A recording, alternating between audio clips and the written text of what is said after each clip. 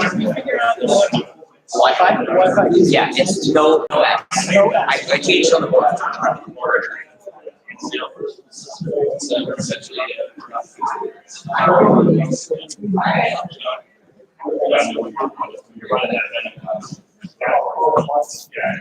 Good morning, everyone. So now let's get our World Cup Monster. We're going to get rolling. Just want to say thank you to everyone for coming out. I know it's the middle of winter and for a lot of you it's a long drive, so we really appreciate it. It's the fourth summer we've had. Turnout just keeps getting better and better, so I think it's really wonderful that you guys all take some time out of your off season to hang out with us and talk about fundraising. A few basic housekeeping items. Bathrooms, if you go down the hall past the RV on your right hand side, they're down there.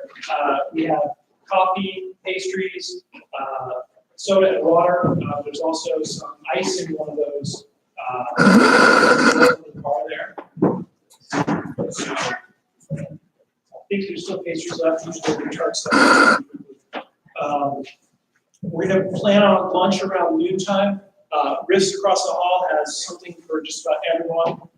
If you have a food concern, allergy, vegan, whatever, we can find you something to eat. Just let us know. There's Wi-Fi here. The network name and password is on the board back there. It is not what's on a small piece of paper over there. So space. And for those of you who are going to be live tweeting, we'll ask you to use the hashtag NEBRA Summit. So usually what we do to start is everybody goes around and just does a quick introduction.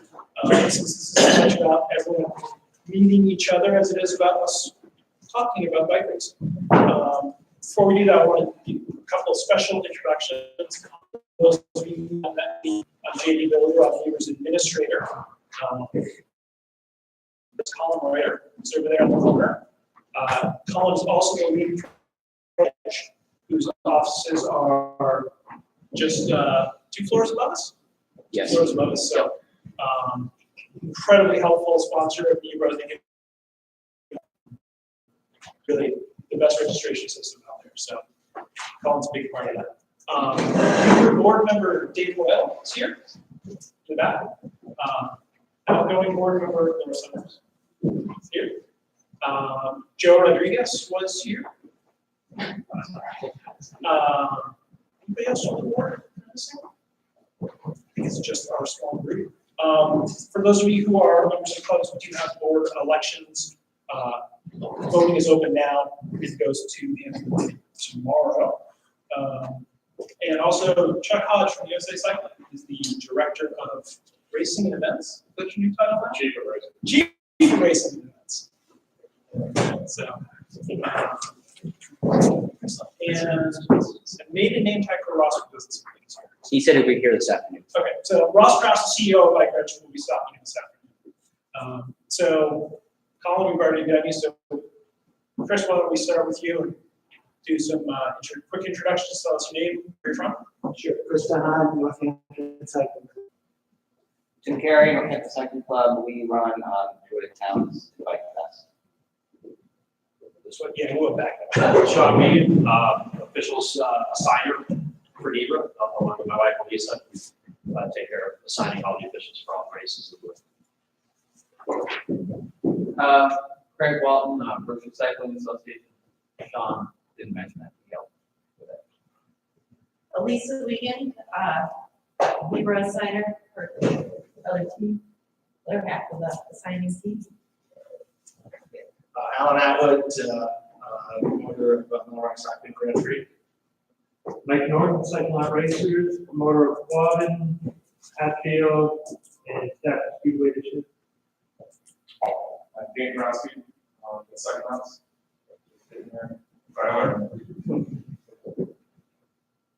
John Rodriguez. Happy Don Marsky, I started the mountain bike race and I'm still pushing the Palmer Motorsports racetrack here in Palmer. Details, president of the Cycling Club for the right outside of Key, New Hampshire, co-promoter for Key Pumpkin Cross, mountain bike for Bovine mountain bike race, and also started New Hampshire last year, cycling team last year. So Trotter, Cycling Club, Key, New Hampshire. Benjamin Kramer, Southern Bike Racing since 2006, part of the Lake Sunapee road race we had, the Concord Criterium Championships, the Gateway Hills Cyclocross. Ben Jukowski, UMass Cycling Club president, probably the only collegiate person here, but yeah, just repping for them. Mike Kessler, I'm also the collegiate from Harvard, and we'll think about your races. Mitch Favreau, Mystic Velo Club, Mystic Velo Crit, and Northeast Masters Cycling Association, which is Connecticut Masters, Rhode Island Masters, the ball field weekend, and the Time Trial Championships. Dan Fitzgibbons from Fellow and we do partnerships. Dave Gregorian, Indian Road Club, the Ken Herrick Memorial Race, Wachusett Fondo, and Cross. Hey, morning. Rob Stiles, City Road Cycling Team. We do Belltown, Jordan, mountain bike race, Belltown cyclocross race. We started a summer mountain bike training series, the Belltown bike fights with Expo Wheelmen. I also am faculty advisor for the Coast Guard Academy collegiate cycling team, which is about 2 numbers strong, right? Ben, we tripled our collegiate representation. Thank you, the balls. I'm Chuck Hodge, thanks for having me here on top of the other stuff. I am the race director for PT National Championships, so we got quite a lot going. I also still help out a nonprofit with 6 charity rides, so I keep my hands in the race director side of things. I'm Gary Kessler, I organize a Fremont stage race. I'm Paul Wisner, I'm with the community bike racing, but I actually live in New York, so I'm also here for the Capital Region Bike Club as well. I actually moved to the area, I moved out to North Carolina where I was head road director. That's my background. I'm Laura Summers, I'm with the NEBRA Criterium, and also putting on a developmental women's series in the spring. For 7 weeks. Matt Stewart, president of the Greater Hartford Cycling Club. We're reviving Plainville this year, and I'm Laura Summers driver. John Del Cole, Swanee Beagle Club, Bike Horse Racing, we promote the Laurel right there. Ryan Wolf, CCAP, Hammond Grand Prix, Town Cyclocross, Great Benefit, amongst others. Did well, program for NEBRA and executive director of CCAP. Anthony Locha, promoter with Massachusetts Gravel Race. Katie Myers, Massachusetts. And Bobby just wandered in that, so what you expect? Official ASO.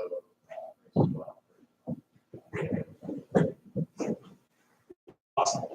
So this is one of the really nice things about it is we've got collegiate, we've got road, we've got gravel, we've got mountain bike, and we're really working on building a sense of community so we can all help make this the best region for cycling in the whole country. So just to give you a quick overview of what the region consists of. Last year we had 156 registered clubs in New England. Those are clubs that are registered with USA Cycling. We oversee about 2,300 licensees. That is road, track, cyclocross. We also take care of officials' licenses. We do a little bit with motor officials, UCI. We have a couple of UCI drivers. We had the UCI Pro Team in New England last year. New England had 139 sanctioned events last year. That covers everything from Fremont stage race, multi-day stage race, to single-day road race like Quabbin, to charity ride or just a kids fun ride, something like Bike Fest that the NCC puts on, which is just a couple of different route options up and down the valley. And so overseeing all that is one organization, is the New England Bicycle Racing Association. So we like to say that we are bicycle racing. A few more numbers about 2018. One of the things that we try and do each year is go over sort of an overview of how things went last year. If there was a theme to 2018, it was that the nationwide slowdown in registration and events caught up to New England. We've been fortunately fairly immune to declining event numbers and somewhat declining registration, but last year we really started to feel it. We had 41 road events last year, which was one less than we had in the year before. But our road rider days, which is one rider doing one event, counts as one rider day. So if you have 500 riders to quad in, that's 500. If you have a criteria where someone's doubling up, they only count one day for that. We were down 7% over last year with just under 12,000 rider days. Cyclocross, we took a more significant hit. We had 31 sanctioned events, which was down from 36 last year. We had 4 new races, including Ben's Gateway Hill Cyclocross, which was hugely successful. So thank you for stepping in. But we lost 9 total races, and we had 1 go from sanctioning to unsanctioned after over 25 years with USA Cycling. So that's something we're looking to correct for next year. Rider days in cyclocross, that's where we really saw the biggest downturn. We were down 22% with just, again, 11,500 rider days, really. A lot of that can be attributed to the loss of those early season events. We had Sucker Brook, which went away, White Park. That was a whole weekend of racing that traditionally was super strong. Gateway picked up a lot of that slack, but those few events that we lost early in the season really kind of put us behind. And for the most part, we're seeing these sort of trends nationwide. That's really back what we see in the other regions. It's just that it has not affected us to this extent that it did in 2018. Any more details on the cross riders? It's at Sucker Brook in White Park, so that's probably 1,000 riders. Yeah, so those we lost. KMC, KMC lost about 500 rider days because they shifted to a single day UCI event. Fortunately for, I think for the whole health of the system, they also lowered their entry fees. They really are trying to reboot their event and rebuild it, which I think is really good for them in the long term. They'll be moving to Hartford next year, so they're going to get a better venue, a little more central, and I would expect their events to come back up. Yes? Follow-on question to the move to non-sanctioned events. Do you know comparatively, like have we seen a commensurate uptick in non-sanctioned events, or? They tend to be about the same. I will say that when West Hill went from sanctioned to unsanctioned, they lost almost 30% of the riders. Really? They are now going up against cross race out in the Cape, the Really Rad Cross Festival. But I think the cross calendar has been pretty heavily saturated for the last couple of years, and we'll talk about in the next slide. We are really sort of past the peak of cyclocross, so that big participation bubble has really peaked and it's starting to come down the other side. So why don't we go to oops, the other way. So a little bit of an analysis. In that risk scenario where we were down 7%, one of the interesting things was road racers lost a larger chunk of their participant numbers, but criteriums tended to go up. So at one point in the year, we had some road races that had experienced significant losses, but our rider day total was dead even. So one of the things we're seeing is event quality matters. People are really choosing their events carefully. There's a lot of competition for people's attention beyond just the cycling scape. It's there's running races, there's triathlon, there's gravel events, there are multi-sport events. So the core participants are still there, but they're choosing to do a lot more variety of things, and they're not racing as often.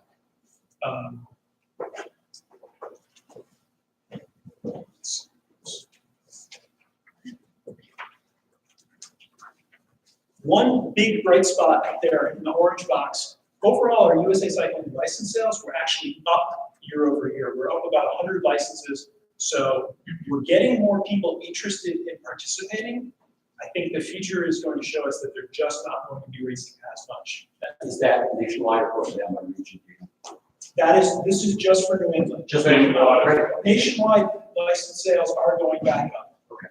We are seeing, to the credit of USA Cycling is doing a great job with marketing and really making some strides in welcoming new riders with the new basic membership. So I think you're going to see those numbers continue to go up, and as a participation number, those new riders are not going to be the traditional road racer who would race every weekend all year long. There's somebody who's going to race once a month, twice a month. Yes. Do you have a breakouts of categories, or is that distribution the same for all categories? You know, In terms of like masters, juniors, women, men. who's growing, Yeah. I don't know if that's something that we're able to kind of break out.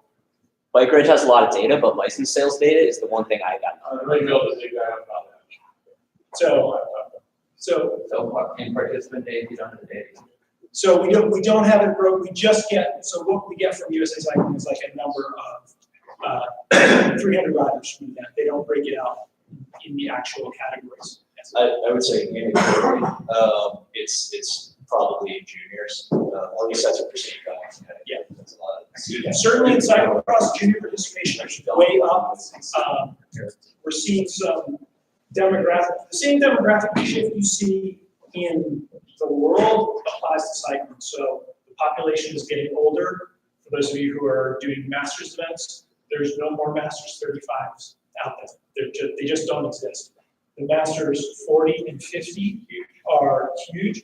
And now the masters 60 is growing astronomically. So we're starting to see that big baby boomer population move on. So you've seen a lot of events drop the 35 plus category and add 60 plus category. Not too much growing, it's aging. Yes. But we're seeing a lot of older athletes are starting to rediscover sport, and we're seeing a lot of new athletes. So Masters 4 or 5 categories are really popular. We see a lot of good traction with those. Maybe I've got that real quick. Juniors, this is sort of close to end of year, 2018. Juniors up 10%. U23s, we have that one down 1%.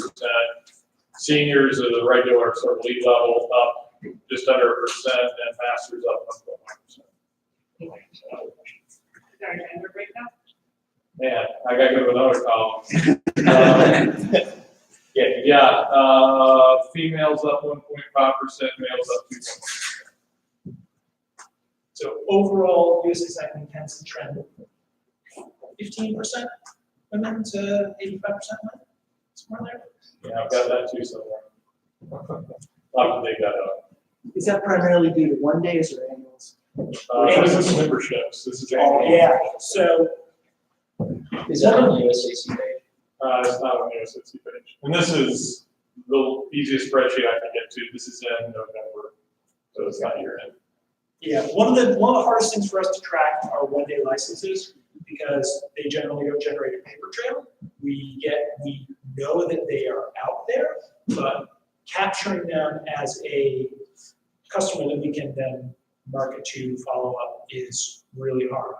We don't always get their email addresses. When someone's filling out a paper form, you're going to get something that's a scribble, so it's hard to get those numbers.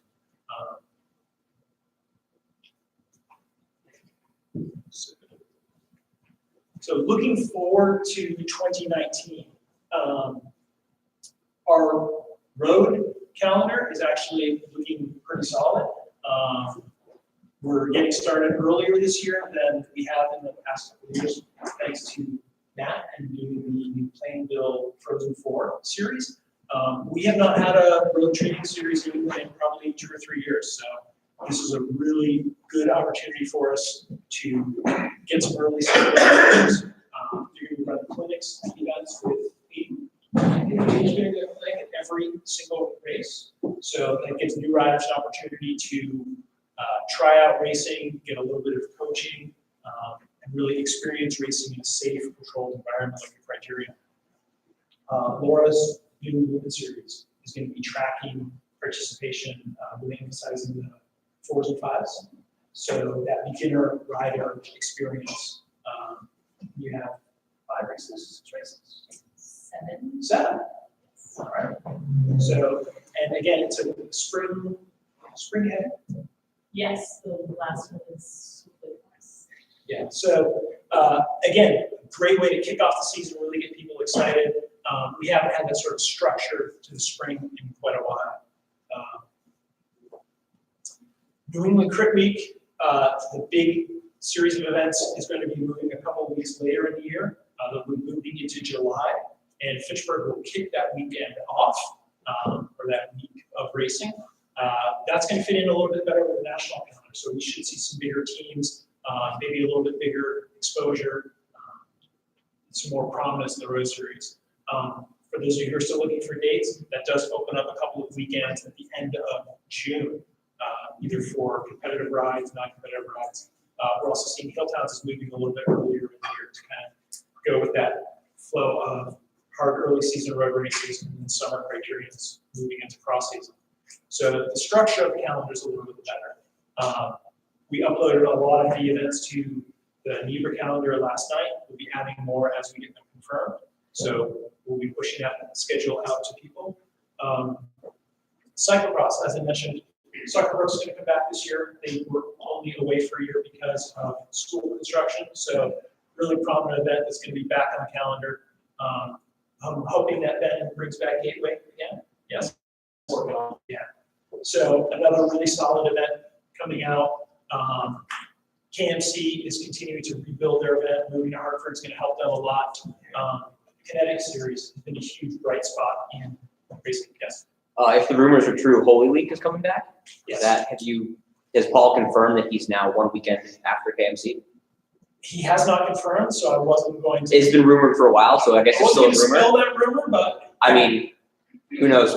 I think there is a possibility that the Holy Week of Cyclocross will return, where we have KMC, Gloucester, Night Weasels, right, Midnight Ride, all sort of. Yeah, but the key being the 2 biggest UCI races back to back to actually draw some out of towners. Right. So that is we haven't had that in a couple of years now, and it did definitely affect numbers for all events. Yeah. Is Hartford Riverside Park? Yes. Cool. Yeah. So I think that'll be, we had the national championships there. I think Richard's uniquely positioned to sort of put on a big quality event there that sort of reminisces nationals. So I think they're going to do a really good job with it. So the Victoria Series, as always, is super strong.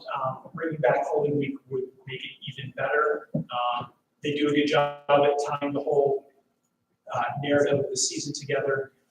And we also have a lot of smaller series, Connecticut Series, the Zaganotto Series. So that's one thing that's super healthy about New England versus some other regions. We have a multitude of series. You can take your cross as seriously as you want to, or you can just go and have fun. If you just want to race single speed and move forward, there's a series for you. If you want to be next Jeremy Powers, you can do the Victoria Series. On NEBRA's side, one of our big plans this year is we're going to be doing a lot of outreach to new riders, trying to get those people who are riding, maybe not necessarily racing, interested in trying something maybe a little bit more competitive. We'll have a little bit more on that next couple of slides. So,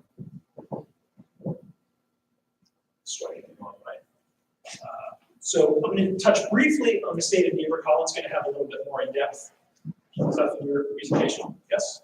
More about structural changes. Yes, correct. Yeah, you can. Yeah. So last year at the summit was hugely constructive for us. We really took a lot of feedback, walked away from the summit, sat down with the board, and really thought about what we wanted to do with the organization, how we could better serve our promoters and our community.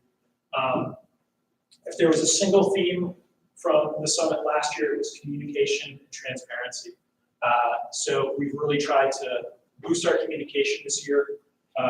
We have turned our MailChimp volume up pretty significantly. We're mailing about every 2 weeks to over 3,000 subscribers. So that mailing list started almost immediately after the summit last year. We're now posting monthly board minutes. So for those of you interested in the nuances of what's going on behind the scenes, those minutes are getting posted roughly within a week after the board meeting happens. So that was something we've never been doing before. So there's some transparency there where people can kind of see what we're discussing and where we're planning. We eliminated our social media coordinator position that we had last year. That was a little bit of it's a big budget item for us. So we have decided to roll that into the administrator job. So I'm now doing the email newsletters, tweeting, Instagramming. So we still continue to have a presence out there, but it helped our budget a little bit, and I think helped us refocus on better communicating to our members. Grants, one of the things that NEBRA hasn't really done a great job in is communicating the type of grants and the availability of grants. For the third year in a row, we funded 100% of the grant requests we got. So basically, anyone who came to us and asked for funding was awarded funding.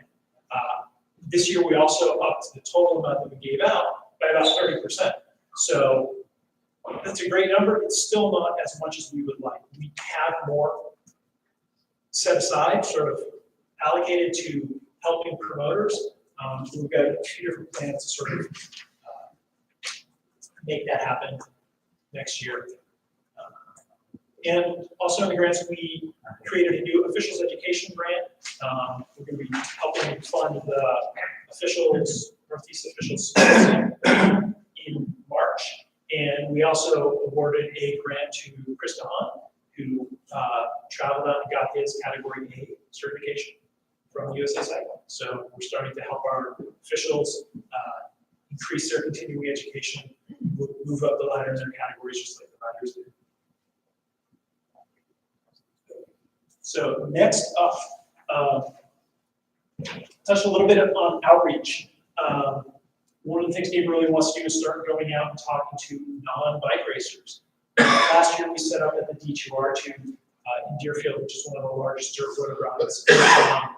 There's an amazing number of bike racers who do that event. You see Riverside jerseys, CCB jerseys, NABC, collegiate jerseys. So getting out there, talking to those people, figuring out why they may not race as much, seeing if there's other events we could interest them in, and finding new people who are interested in becoming bike racers. It's going to be a big part of NEBRA in 2019. We'll be coming out to Nebraska Pizza and setting up our booth up there just to talk to folks. We're going to be going to the Trimania Expo and talking to triathletes and see if there's folks who are interested in draft legal triathlon and maybe they want to get a little bit better at their bike handling skills. So they want to take some clinics, maybe they want to do an early season training race. So we'll be basically expanding our outreach, trying to get more new bike racers in so we can start filling in those participation gaps.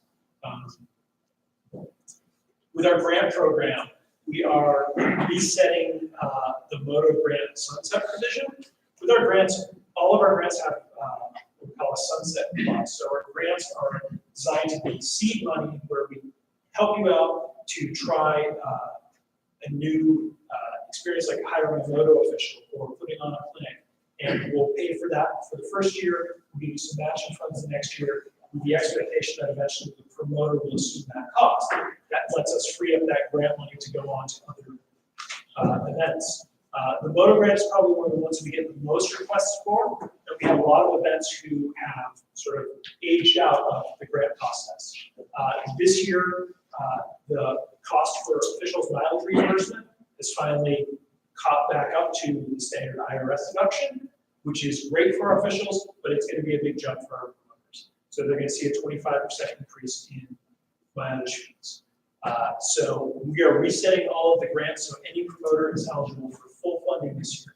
So if you have motos at your event and you want some help covering those costs, we're now making everybody eligible again.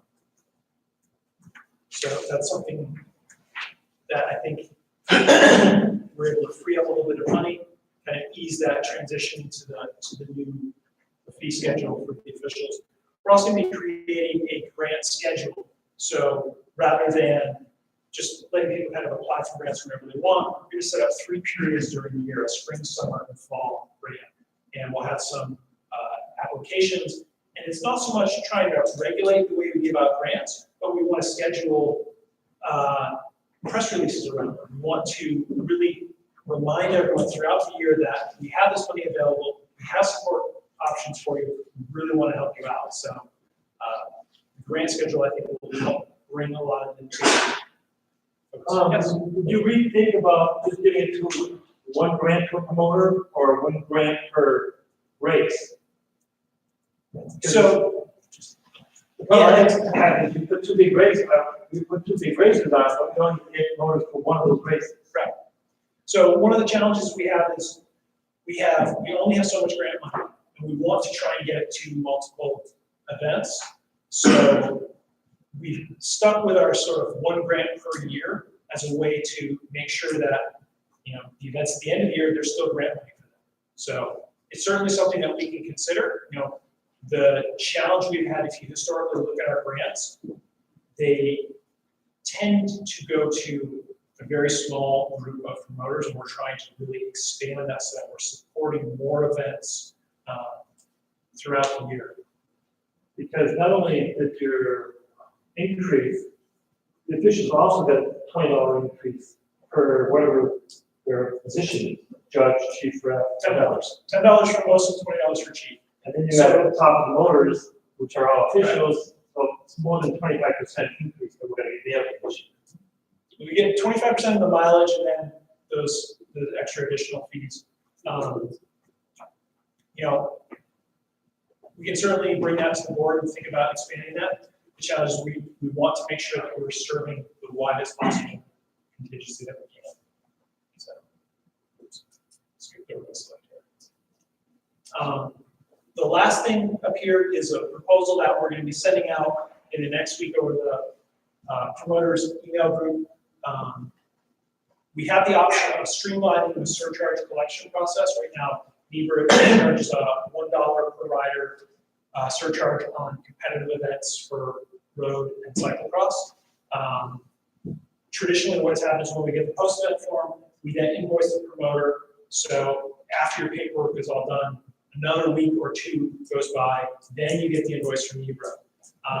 Working with Bike Ridge, we have the option to move that surcharge collection into the registration process.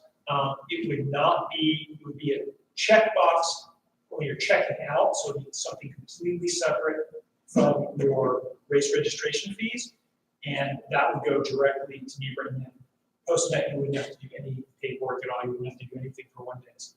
This is the system that NEBRA is using in the Mid-Atlantic. It's working quite well for them. So it's something we want to create as an option for promoters. We're not going to make anyone do this. I think it would be smoother for everyone. But we really want to get this proposal out to everyone, get some feedback, and see what people think. But this is an option to sort of streamline the post-event process for us.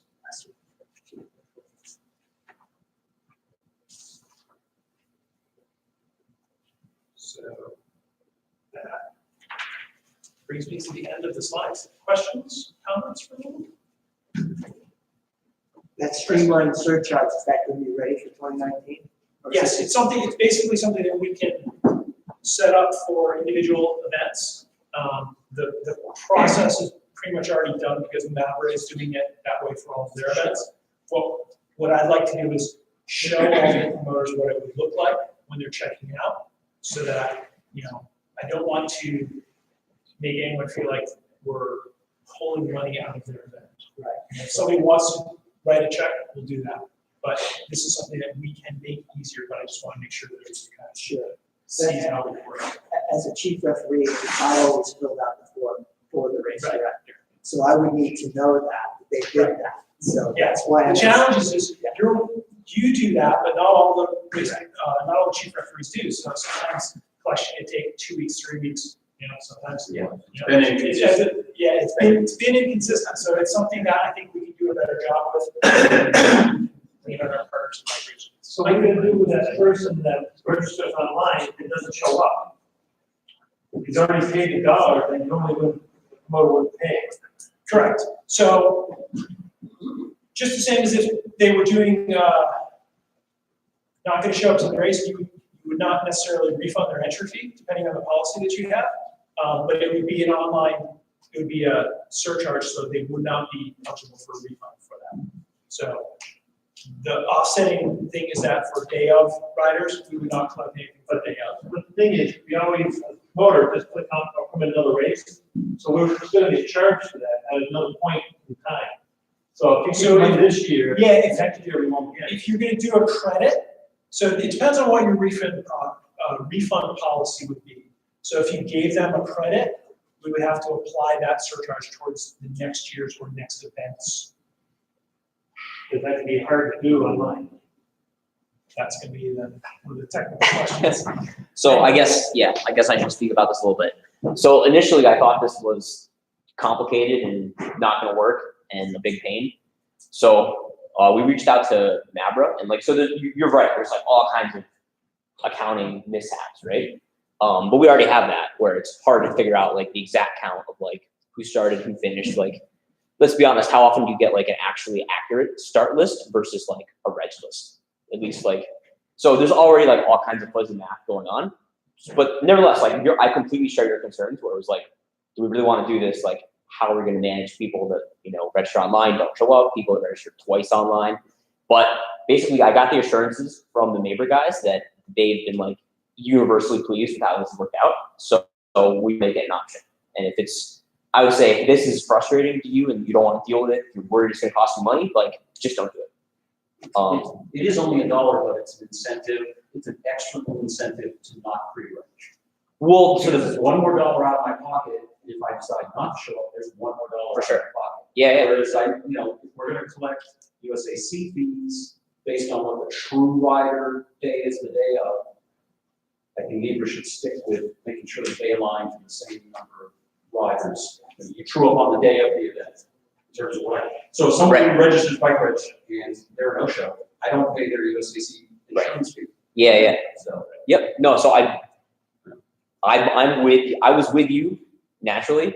So I talked to NEBRA and they were like, it's simpler. The money's basically the same. When you get right down to it, it works. So we're gonna make it an option. The juniors were excluded. Right. Like juniors are excluded. Trainings like calculated on that. right. Like yeah. Like so in bike reg, we basically tag categories as like full price versus junior categories. So that's the other thing is it helps us ease through that process where we only collect the surcharge in a certain dollar amounts of the entry fee. Sometimes that doesn't, if there's a post-event form that says 300 riders and they don't pick out the juniors, then I have to go back to cross results or road results and figure out how many junior starters. So it's always not quite accurate. So I think, again, this is an option that we are offering to promoters.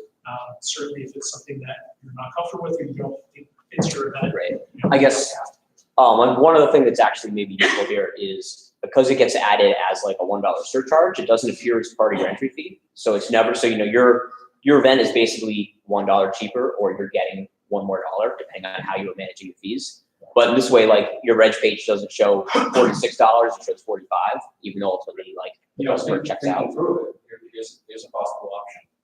Is have bike reg withhold the final payment to the tune of the dollars they collected for the surcharge. Yeah, I mean that's basically how it works. Promoter would have, that is how the promoter goes in and says, this is how many rider days I have, and I'm gonna, then we have to figure out. Well, no, because I mean that's the thing is it's basically just a $1 thing getting tacked on, and then if you don't credit them, if you leave the entry in, right? So when the event's done, it still looks like they were in the race. Then that $1 that you never. Sorry, my idea is wrong. Yeah, that $1 gets paid out. Anyway, basic answer is this was tested Mid-Atlantic. They were psyched with it, so we're gonna try it.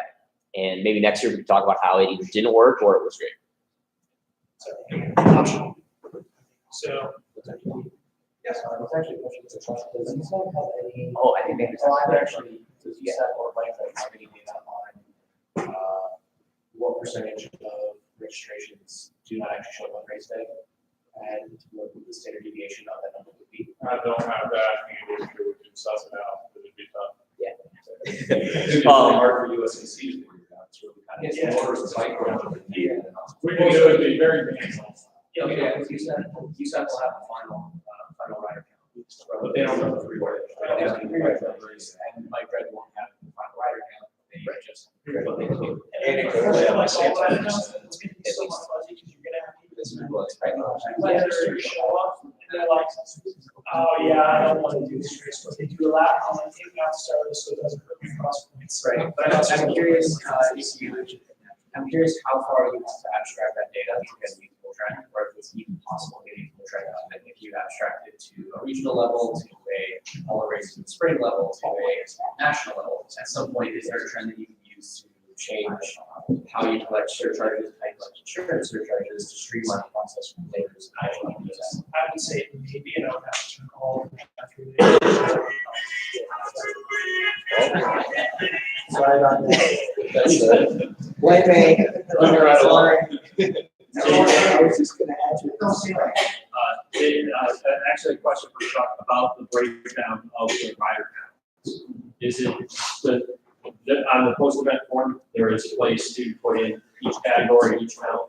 Does USAC use that information and they only look at the total? Well, we've been really, I'll talk about this a little, we've been really bad at data. We have very dirty data, which is changing. We actually, I think, look a lot more at the uploaded results to grab information. That is pretty clean data because it tends to come with the race records. Okay, so that helps us as officials and chief refs, because now we don't need to waste our time getting breakdowns of categories as we have sometimes in the past. Some do, some don't, and that's what I'm asking. That form is actually changing. I'd like to go to big categories we are, but you split stuff up and it self-populates. So I've just been dragged into that side of the shop about 2 months ago. Okay. I'll talk a little about that. So I think our. Yeah, I think so too. I think we should have tested this projector with my computer before right now. But I didn't think of that, so let's hope it just plugs in. What we call just doing it live? Yeah, they were doing it live. This is gonna be great. What could go wrong? Right, what do we have for tables over here? Need the old HTML. Yeah, okay. Here's one end. Yeah, if anybody needs to use the bathroom, grab a snack, now would be a great time to amuse yourself for 3 minutes. We need a hit projector. What's that?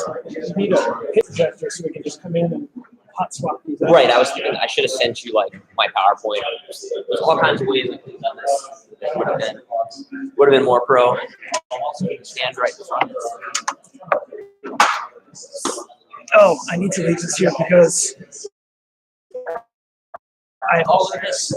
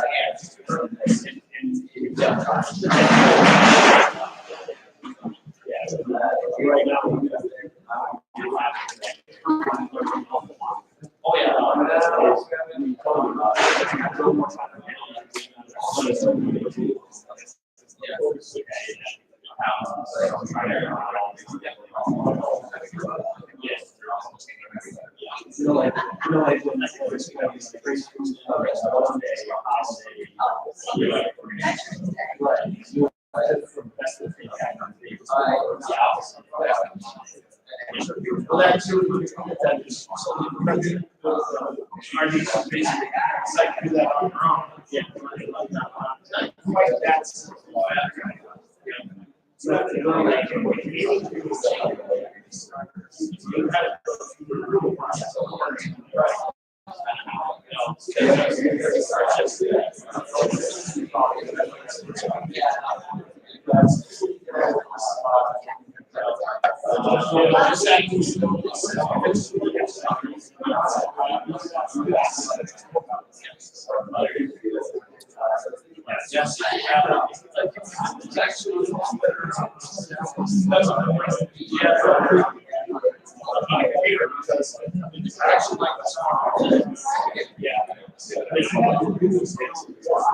just put it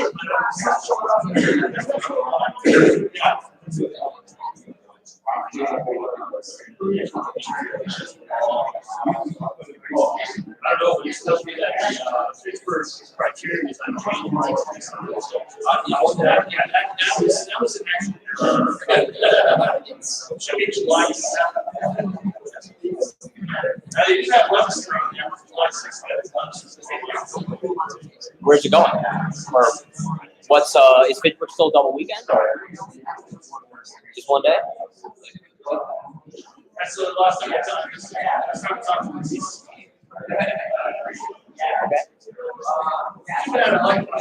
Yeah.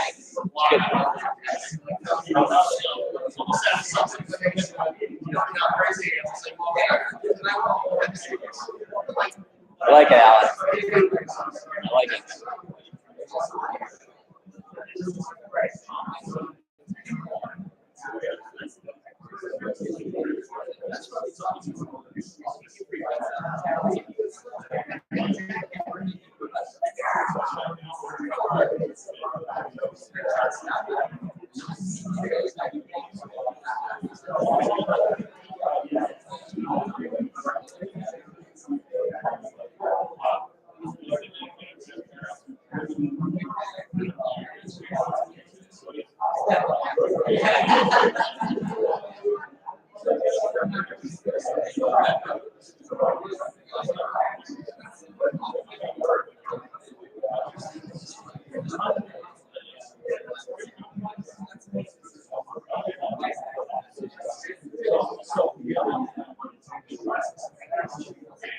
All right, it's been 3 minutes.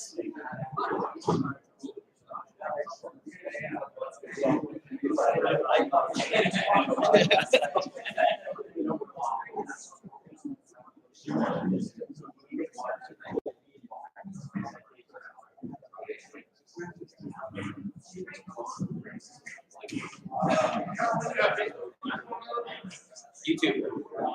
YouTube runs well. I have no idea if it's going to even be useful, but I'm recording it. I'll look at it later. All right. Welcome to the 2018 NEBRA annual meeting. Who here thinks that they are part of a club that is part of NEBRA? Show of hands. Who here is part of a club that's a part of NEBRA? Ben, put your hand up. Yep. Who here is not part of NEBRA? Who here doesn't know? At least someone's lying, but I should have done that differently. Start with who doesn't know. Yeah. Who here has ever been the president of a corporation? So you guys know. Anyway, I'm the new president of NEBRA. I don't really know what I'm doing, but that's the essence of being an adult. Here we are. Yeah. So this is the NEBRA annual meeting. Let's see. So for a while we did this in person at the Promoter Summit. Then we stopped doing a Promoter Summit and started doing this by conference call. And I can't listen. Don't do that to me.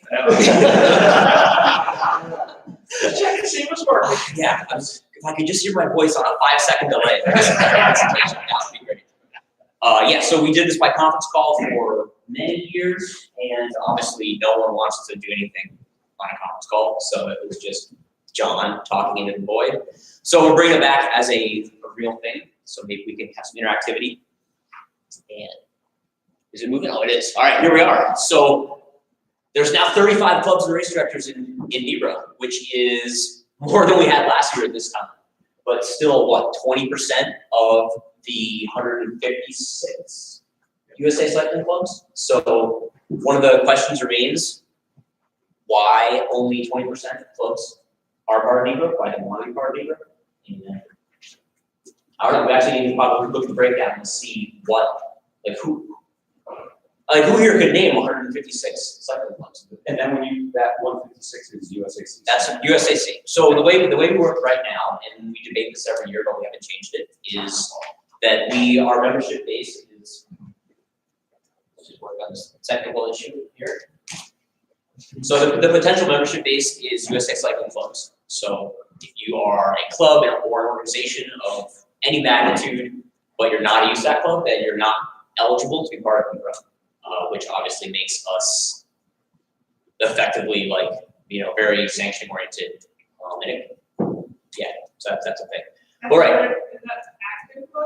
Right, so that's is that the end of 2018 number? 2018, those are clubs that have paid a license fee. Yes, they're official, real deal USAC clubs. You can find them on the website. You can pick them on your license. Yeah. So here's where we are. Luckily, we don't have to do a roll call because when everyone was introducing themselves, I was making notes on my sheet. I think we have 13 or 14 of our 35 members represented here in some capacity, which is honestly better than the conference call used to do. So, way to go, in-person annual meeting. Hey, Colin? Yes. So did you send out, NEBRA send out an email to those 156 clubs and say, hey, join NEBRA? We do. As the president of MTC, I've never done it. So, don't worry about it. Okay, can you speak to this? So, which email, I'll catch up with you individually, but a lot of it depends on who the official contact email Yes, is. and I'm sure that's probably some challenge. Yeah, and sometimes people don't share their email address, even, But I guess my point is like, have we spent the energy? The never-ending challenge of email communication. Just, you got 156 clubs, did you get a response from them? Right. Follow up with them. 20% is pretty low. Agreed. Yeah. I'm sure you got an email from me about renewing your membership, or had you already renewed at the time I sent out renewals? Yeah. Okay, so in any case, membership continues to be something that honestly we need to work on. Because there's a lot of people out there running clubs and they should be more engaged, and if they don't want to be engaged, we just understand why. Yes, Dan? Since we have some new sector as well, is it conceivably possible when you sign up for a club to have an option to say, do you wish to also sign up to a local association? It's done, we have 34 associations and they're all done differently. So it is probably an option, and like everything in IT, it could be done, but it won't be done. what is the cost benefit analysis? I would say searching IT reference. One of the challenges that some local associations, being a club is mandatory, or being a member of the local association is mandatory, either as an individual or as a club. So if you go out to Washington State, you have to become a member of Washington State Bicycle Association. By default, the clubs, for instance, we just held Southern California for election. The electors of the board are clubs. So if you are a club, you are a member and thus elected board. Right. So I guess one thing we've discussed and never done is basically automatic membership. And I think the biggest concern is that there's all these entities that are very disengaged, and taking an entity that's not engaged and then making them part of something they're already not engaged with just means you have more inactive membership. So for us, if a club doesn't even want to be part of this to the point of communicating and kicking to a form, then we'd probably rather not have them. We'd rather be valuable enough that they want to be part of it rather than saying to want to be a part of the organization. Okay. Yes, Mike. Do you think the memberships increased because of what you did this year, where if you actually did something for NEBRA, you get a free entry into it? Right. So this is part of how we're trying to change how this organization works. As JD mentioned before, we learned a lot last year from talking to virtual promoters, and we're going to learn a bunch this year again. So we made some changes. People were universally not thrilled about a 5K social media line item, so that's gone. We now make it JD's job, and therefore it's free, right? Because there's not a line item. But we've also started the bi-weekly MailChimp newsletter. We're working on figuring out better ways to market events and help promoters market events. One of the big things that we changed was it used to be, there was a clause where you had to be a member of NEBRA for 30 days before you could vote in the election, which seemed, well, if you're already a member, you pay dues on time and everything, then you're like, of course, we shouldn't allow new members. They could register at the last second and change the election. But in practice, it made us come off as secretive and reclusive, and that's stupid. If you are a USAC club, like the barrier to being a USA Cycling Club is relatively high. So the idea of registering to be a club at the last second and then joining NEBRA at the last second and then casting a vote that swings the election and changes the world at the last second, in practice is just not a thing that's ever going to happen. So it's gone. So right now, if you're thinking, my club's not part of NEBRA and community vice president's not who you are, don't worry, there's still time. Maybe my spreadsheet, maybe I missed it with spreadsheet. He signed it on. Dan signed us up with the free membership for having a race without the mask. Okay, I had things sorted alphabetically. I didn't see you under the C's, but we'll discuss this later. It doesn't need to be. Got our USAC club license this week. Okay. Anyway, no sweat. I just want to make sure that you are members since you're here. Yeah, anybody who's not, we can sort it out now. There's no rule that says if you weren't members on January 1st, then you don't exist in 2019. So we took care of that. Another thing, this was a suggestion from Joe Rodriguez that I think is great. If you put on an event, then membership with NEBRA is free. Like any club putting on an event, paying that $200 USAC fee is already like clearly invested in the sport. We would love your $35 just because everybody needs money, but like, don't worry about it, So now any promoter that put on an event in the previous calendar year gets a free membership. I assume the sponsor, that you guys are doing the sponsorship drive for the jersey, that covers as well. We'll have to ask if we get like a jersey sponsor, does that cover their membership fee? Or? No, for like the $500 donation is part of the annual fund, that's a completely separate thing. Because the annual fund, we offer tax write-offs. Those are donations so we're not supposed to offer any goods or services for that. Makes sense. So, okay. But again, you're doing something like development costs, any sanctioned event, it can be a clinic, it can be a tour, it can be a yeah, it's just a thing where we don't need the $1,000 total that we were making off memberships from people that are already working, honestly, like pretty freaking hard to make sport work. So it's like a small gesture, but we did it.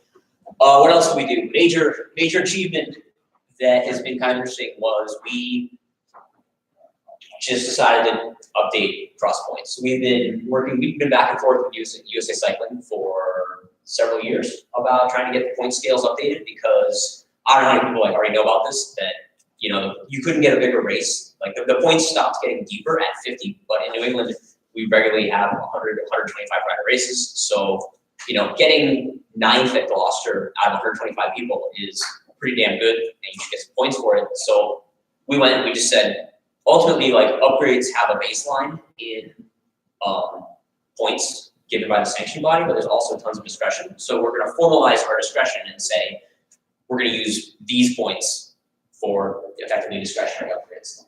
I believe that's been relatively well received nationally. What I'm hoping Chuck's going to nod, but it's okay if he doesn't. So we took, just so everybody knows, we took upgrades out of our regulations this year from the policy.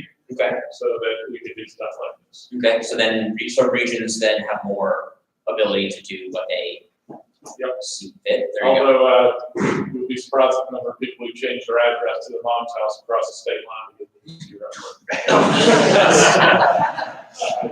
Oh, no. We've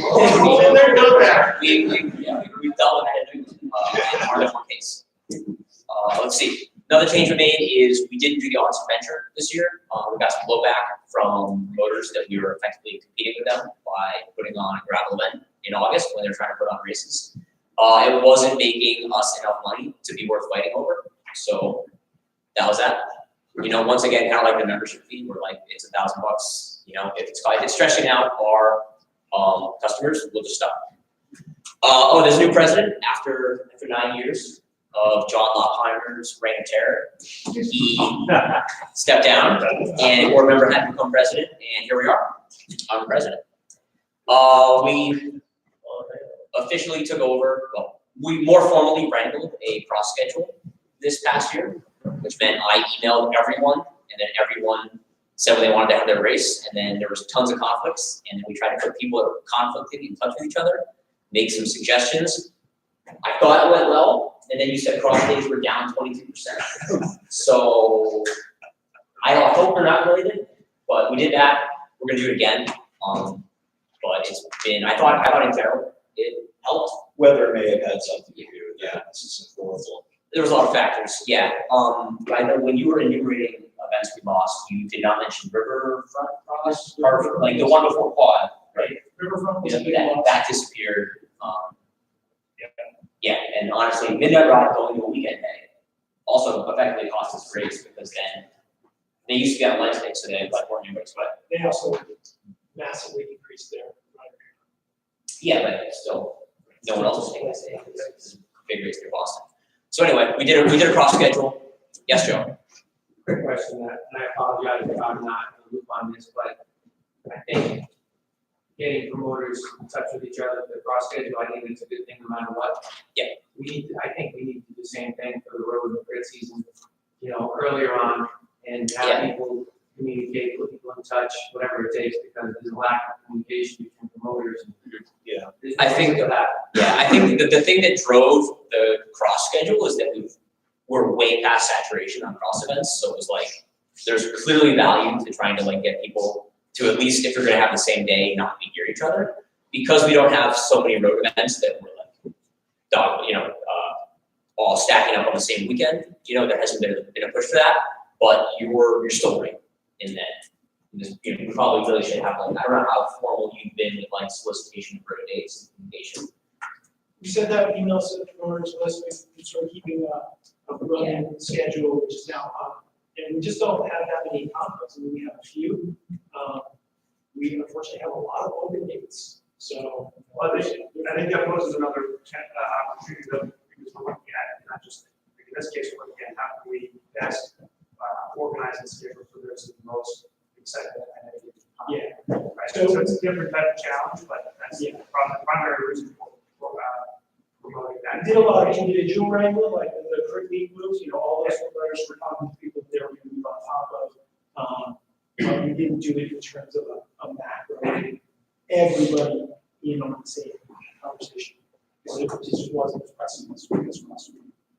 I think, the BCA 2 years ago, we had early season cross race, and it rained a ton. I assumed, this last year, there was the same problem with promoters. So then we fight with our people where we had the event to see if we could have the events the following year. And so we had to kind of deal with pushback during the summer. And ultimately, we couldn't come to an agreement. So then that takes me in the position of having scrambled to try to find another location or venue for us to have an event. Some things did open up for us. We possibly could have done something in November, but I really didn't get a lot of communication about other events that weren't going to happen that were proposed to happen. Right? Yeah. So then I never. Right. I potentially could have done something in November. And so, did we ultimately end up with a November day that was pretty empty? yeah, ultimately there was sometimes in November that I possibly could have had an event. Yeah, that's kind of been one of the tough things is when we did a cross schedule, it was jacked. Yeah. And then, people put themselves on schedule in good faith and then stuff happens and they kind of like drop out. Like at one point we had, this New Hampshire weekend at White Park Suburb and both said they were going to do their events and then they slowly like melted away. White Park is get an event in there. But yeah, we definitely need to, when we perceive an actual opening, reach out to people. Yes, so this is kind of a couple of common tendencies that 22% down, that's a big number. And the Hampshire weekend, it's about 350 for Saturday at White's Park and almost 500, I think, for Suburb. It was almost 1,000. Yeah, so that's 900 rider days. There's no way a single event will be able to top that. So is that 22% down? Is that actually like? I mean, it's not just New Hampshire's fault. No, it's not a question of that, just, yeah, it's like, this is a good downward trend. Better fall in once we think that, don't jam out. Like 20 cross races was not that the average cross race was 22% smaller. You know, so it seems like it mainly came from event loss and not There were a few event losses. There were also things like we lost the Downey Series. It's been a long time since we had a race in far northern Vermont or New Hampshire. You know, Alan used to run a really great UCI race. So we're seeing a little bit of contraction towards Boston, which is good for those events. Right. But maybe it's bad for the overall picture. Right. If all the quality events Yeah. happen to just be in the south and then no one like races anymore anymore. At one point, Anthony and Heidi, we were talking about the possibility of cross race. We're like, I don't know where we're going to push it. The schedule was jam packed, and then we ended up at the beginning of September with a huge gap. So. Yeah. So I guess back to the original point. For sure, communicating open days in the cross schedule is a priority. And if we had any actual open days that we didn't reach out, then that's our fault. We messed that up, for sure. And I think whenever we get cancellations that lead to like a truly open day and not just like a slight relief of pressure, then we will be reaching out to all the promoters and make sure people know and see if anyone can move. I think, but our big problem is when you get 1 month's notice of, you know, hey, you want to put your race on September 16th, and it's already August 15th. Like, that's pretty hard to pull off. I can get you the numbers, but part of the day after the folks mountain bike racing was up, so maybe that fits in there somewhere. Some people are doing more of that, or all during cyclocross and road season. Yeah, from an overall New England bike, from a New England competitive event registrations are not down. So people are still racing bikes at the same frequency they've always raced bikes. They're probably going to a more disparate number of places. And it's interesting that they're leaving cross faster than road, honestly. So we'll see if that trend continues more than a year, because it's definitely very new this year. Unlike road trends where we've been able to see like a pretty steady 5% decline. Cross like out of nowhere just went those guys. So there's a lot of big drivers going out and finding new bike racers because the ones that we have are doing a whole bunch of different stuff, and maybe they want to try different things. So we need to go find new people who want to race bikes, and whether it's getting them into a mountain bike race, a gravel race, or a crit, we've got to grow the size of our competitive base rather than try to concentrate with things like the same event. Yeah, I mean, I guess my only warning on that is I would really want to scrutinize what was the cause of the drop off this year in cross. I mean, as an event promoter, I can tell you is everyone, we now have bike reg, everyone waits till the last possible minute to see what the weather is to determine whether or not they're going to do a race. The weather sucked this year. It was absolutely terrible. People got tired of, of trudging through mud up to their knees. And I think you can attribute a lot to that. I mean, our race, we were really fortunate with weather, and we saw a 20% uptick in ridership. So MRC got 20% this year. Yeah, Wow. we went from low 200 up to well over 300. Were you wet the year before? No, we were new the year before. We were new the year before, and we were part of the Connecticut Series, and we shared a weekend with another Connecticut Series race. So Brody went the day before us. We went the day after. It was vice versa. We were sharing the same weekend. I think that diminished our numbers. This year we had our own weekend in Connecticut. The nearest race to us, I think, was pretty far up in northern New England. And we went from, I think, like 220 up over 300 easily. Right. So yeah, I mean, good weather, timing as well.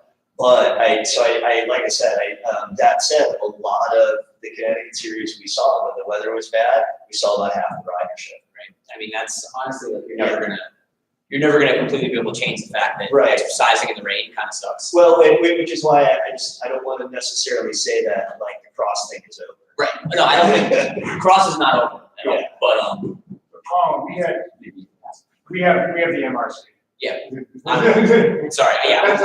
My mental picture wasn't that We table. lucked out with the weather. Yeah. Our numbers were down about 5%. Yeah. I honestly, like on average, 5% down seemed to be pretty par for the course. I spent a lot of time looking at bench numbers, and yeah, Gloucester, I would say Gloucester was down 5%. Northampton was down like 3%.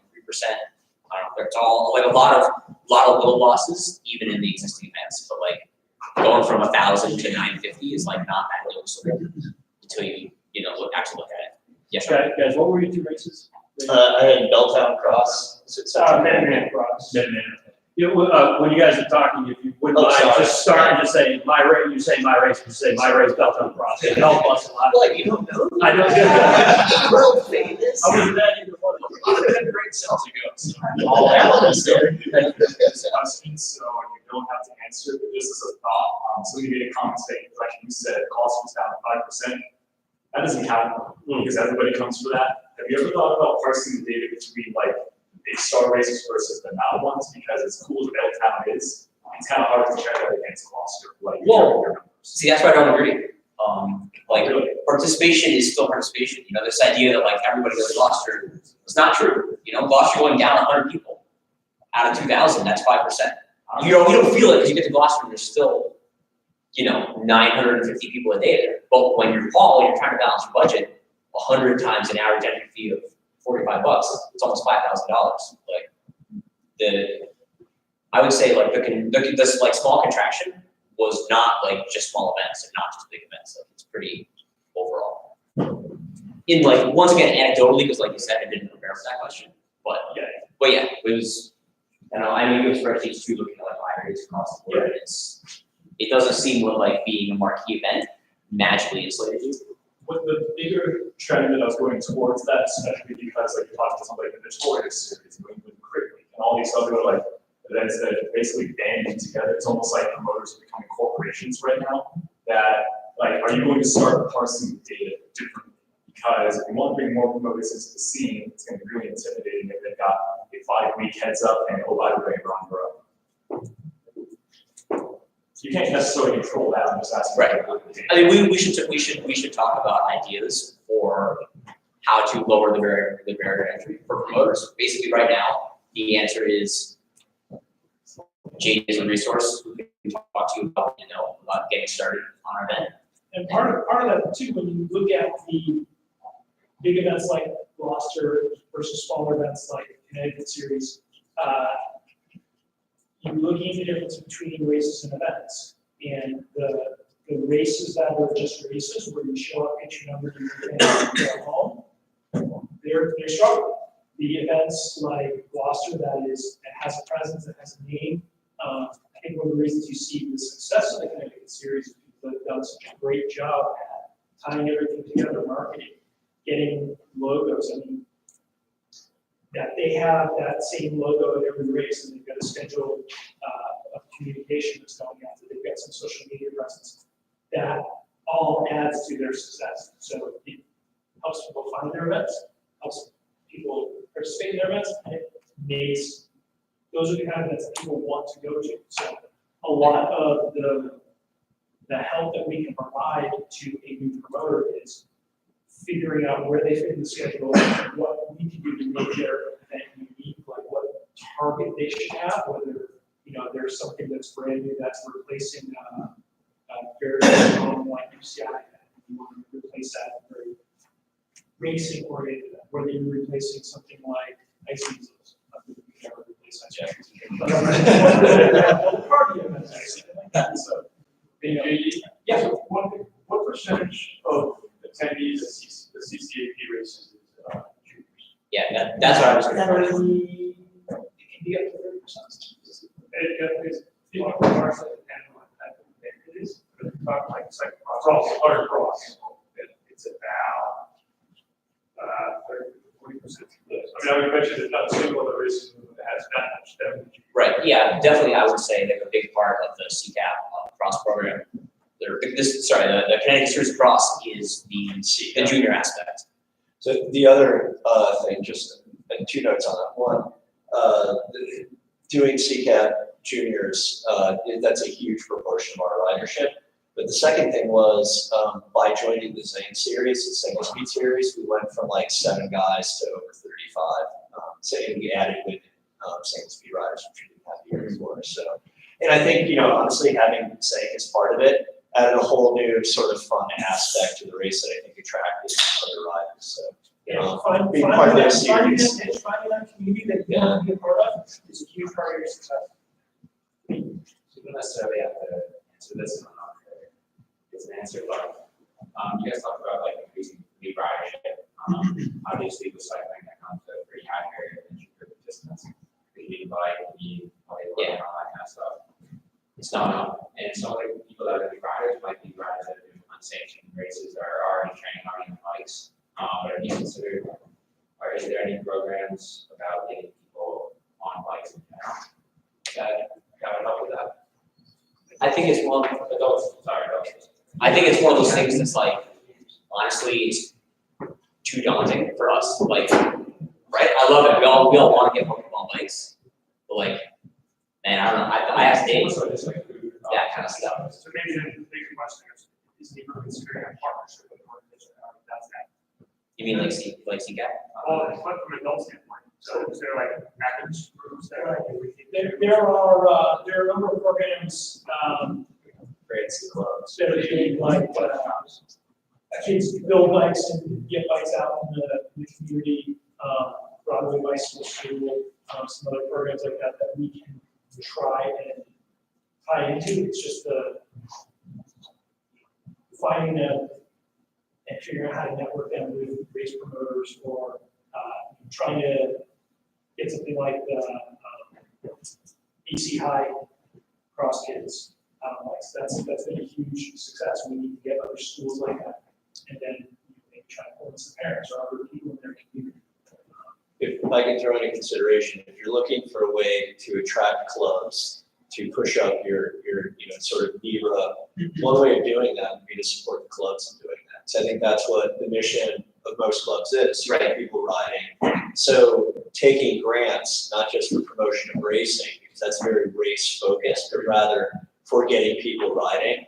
That's definitely something our club would be. Right, and I think this is a communication type of thing where I think any organization that came to us and said, can we have financial assistance to try to get more people into bike racing or riding? Like that's a no-brainer, right? Like, please take my money. Like, please do put on whatever you think you should put on. But you gotta, I'm not criticizing, but you gotta communicate that out. Like, my knowledge of the grants is pretty limited, and I thought it was just for promoters. Yeah. So Exactly. One of the things like getting going back to the one grant per promoter per year is you want to have access to a bigger pool, and with the grant schedule, at least we're getting 3 shots at getting that message out this year instead of just putting it over the web page. So good. Certainly. Yeah. So to move on, because I know we can just go forever. Sorry. The question for you is, do you have any data on the difference in how many races go away or come back per year, comparing this region to other regions of the country where they want clubs to put on an event? Are there any regions? I don't know. No one's required. So that I don't know if you even, because if nobody is doing it anymore, I don't know if you'd be able to even get data out of it, but to see, did that actually improve the rate at which events were put on? Or was it just? Yeah, that's that's the kind of question I can't answer, so I'm going to defer to the USAC guy who also can't answer. There's no one who's required to come on events anymore as part of their local association. Okay. Another question for you is, someone asked about barriers to entry for new promoters. Has there been any sort of consideration looking at the non-scaling or minimally scaling costs for promoters? So things like getting EMT to come out, or getting timing companies to come out, where you're going to pay a fee based on the day and the distance, but not necessarily the number of riders you get. Where if you have bad weather on the day of your first ever event, you get notice through that. Has there been any consideration to setting up some kind of a preferred vendor system, or possibly NEBRA owned equipment for timing or something like that can offer low cost access to those resources? We should talk about this when I get to my later slides. Okay, and the last one. Brothers, you sure this shouldn't be for my later slides when we talk about? Yes, you were asking about getting people onto bikes. Yes. I have seen an example elsewhere in the country of the junior program that was able over, it took years to put together, but over the course of several years, put together a loaner/rental bike program. What program is that? Rock Creek Fellow. Rock Creek Fellow, they're in NEBRA, they used to be part of Artemis. Over a several year period, they went from like 15 kids that were just like kids of people on the team, things like that, to something like over 150 riders with 50-50 under their. And their bike loaner program is part of how they got there, but it took a long time because they were accumulating bikes. Like they go to bike swaps and get 5-year-old race bikes that they want or stuff like that. But that's a conversation we can have. Like, it's a large enough scale if you, especially if you wanted to offer it to non-juniors, or if you want it to be a thing that Cat 5 could have access to, that requires a level of scale commitment that an individual club in NEBRA would be unlikely to offer unless it was a really big club. But it could be something that NEBRA could organize with help and sponsor. If you wanted it to be a thing for juniors and Cat 5. I think it's a more matter than NEBRA is person, which is smaller than most clubs. Right, but So NEBRA has a brand. We do have a brand. I'm going to talk about the Moving on. administrative of the brand, and then we'll talk more about how NEBRA can save the world. Yeah, so as members of the corporation, you of course know and memorize all these facts, which is that we do board member elections every year.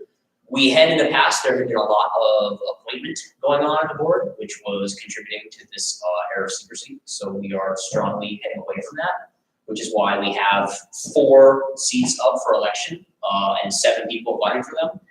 And they're actually all super qualified, and I think it's going to be good. I don't really care which 4 of these 7 people get elected because they're all good bike racers that care. So the election's going on right now. It ends on Wednesday. I've already gotten 17 out of 35 votes. That's 50%.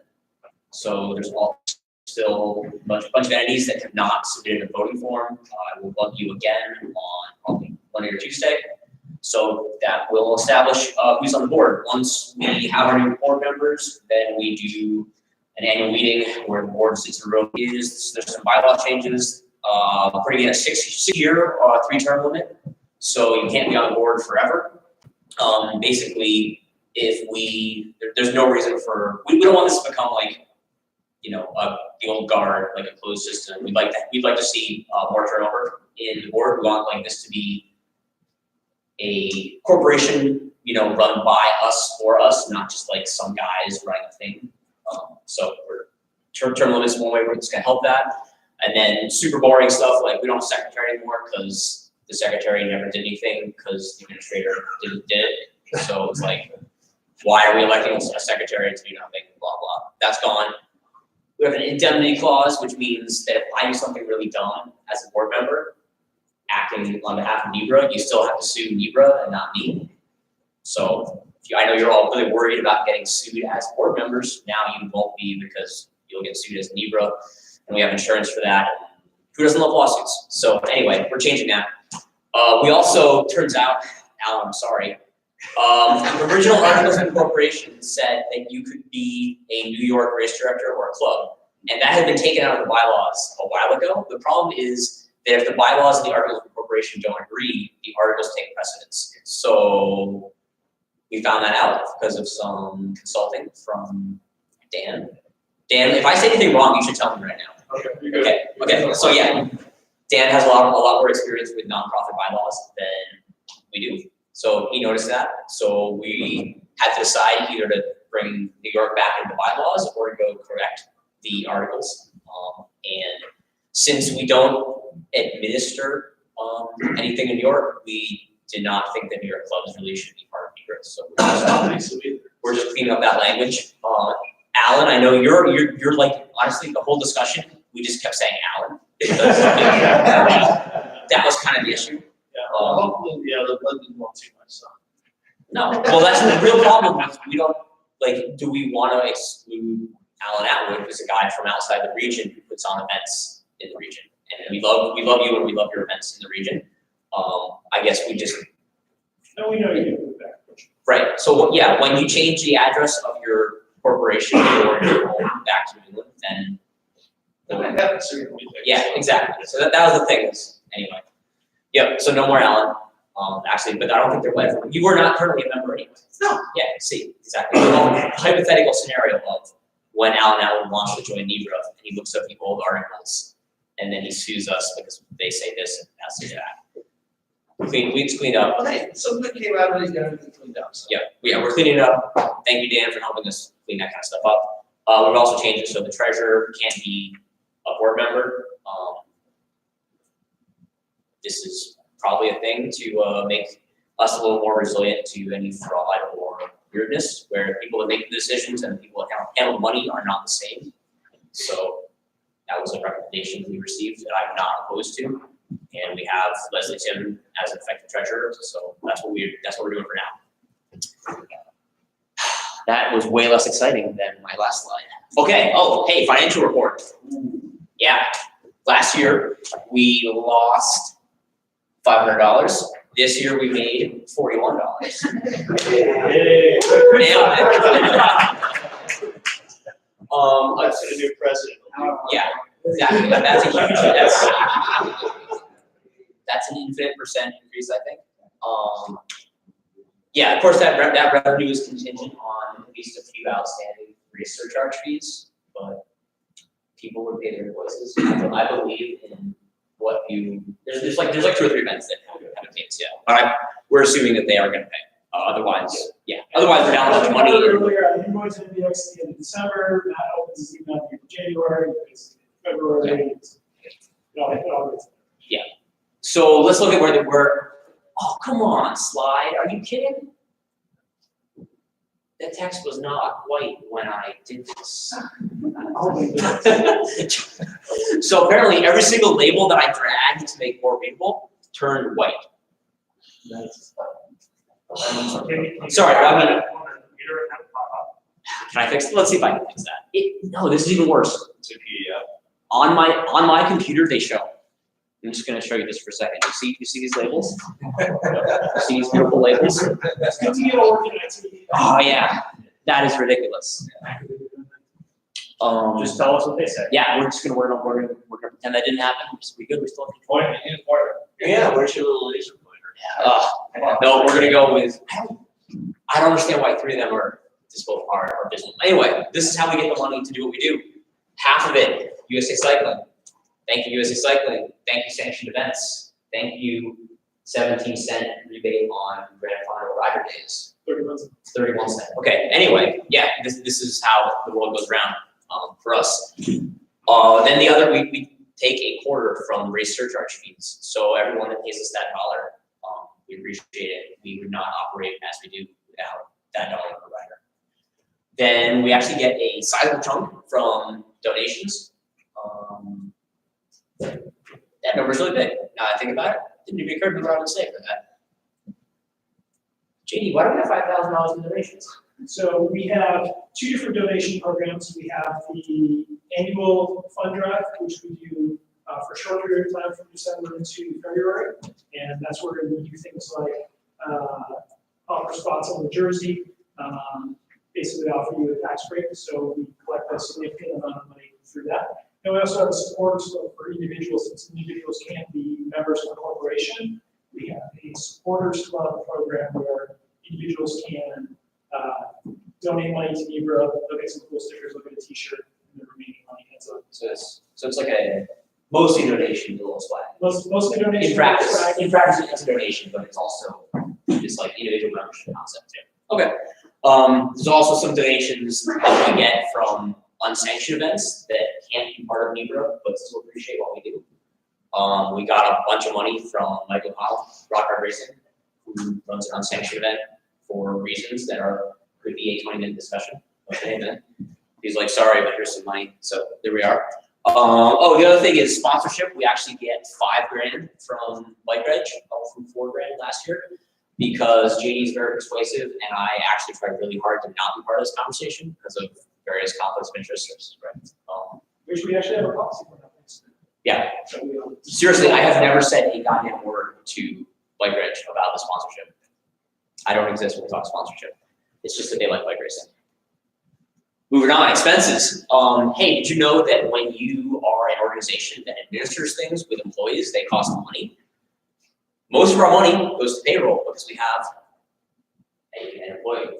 He does everything. So basically, everything that we do sits in that slice.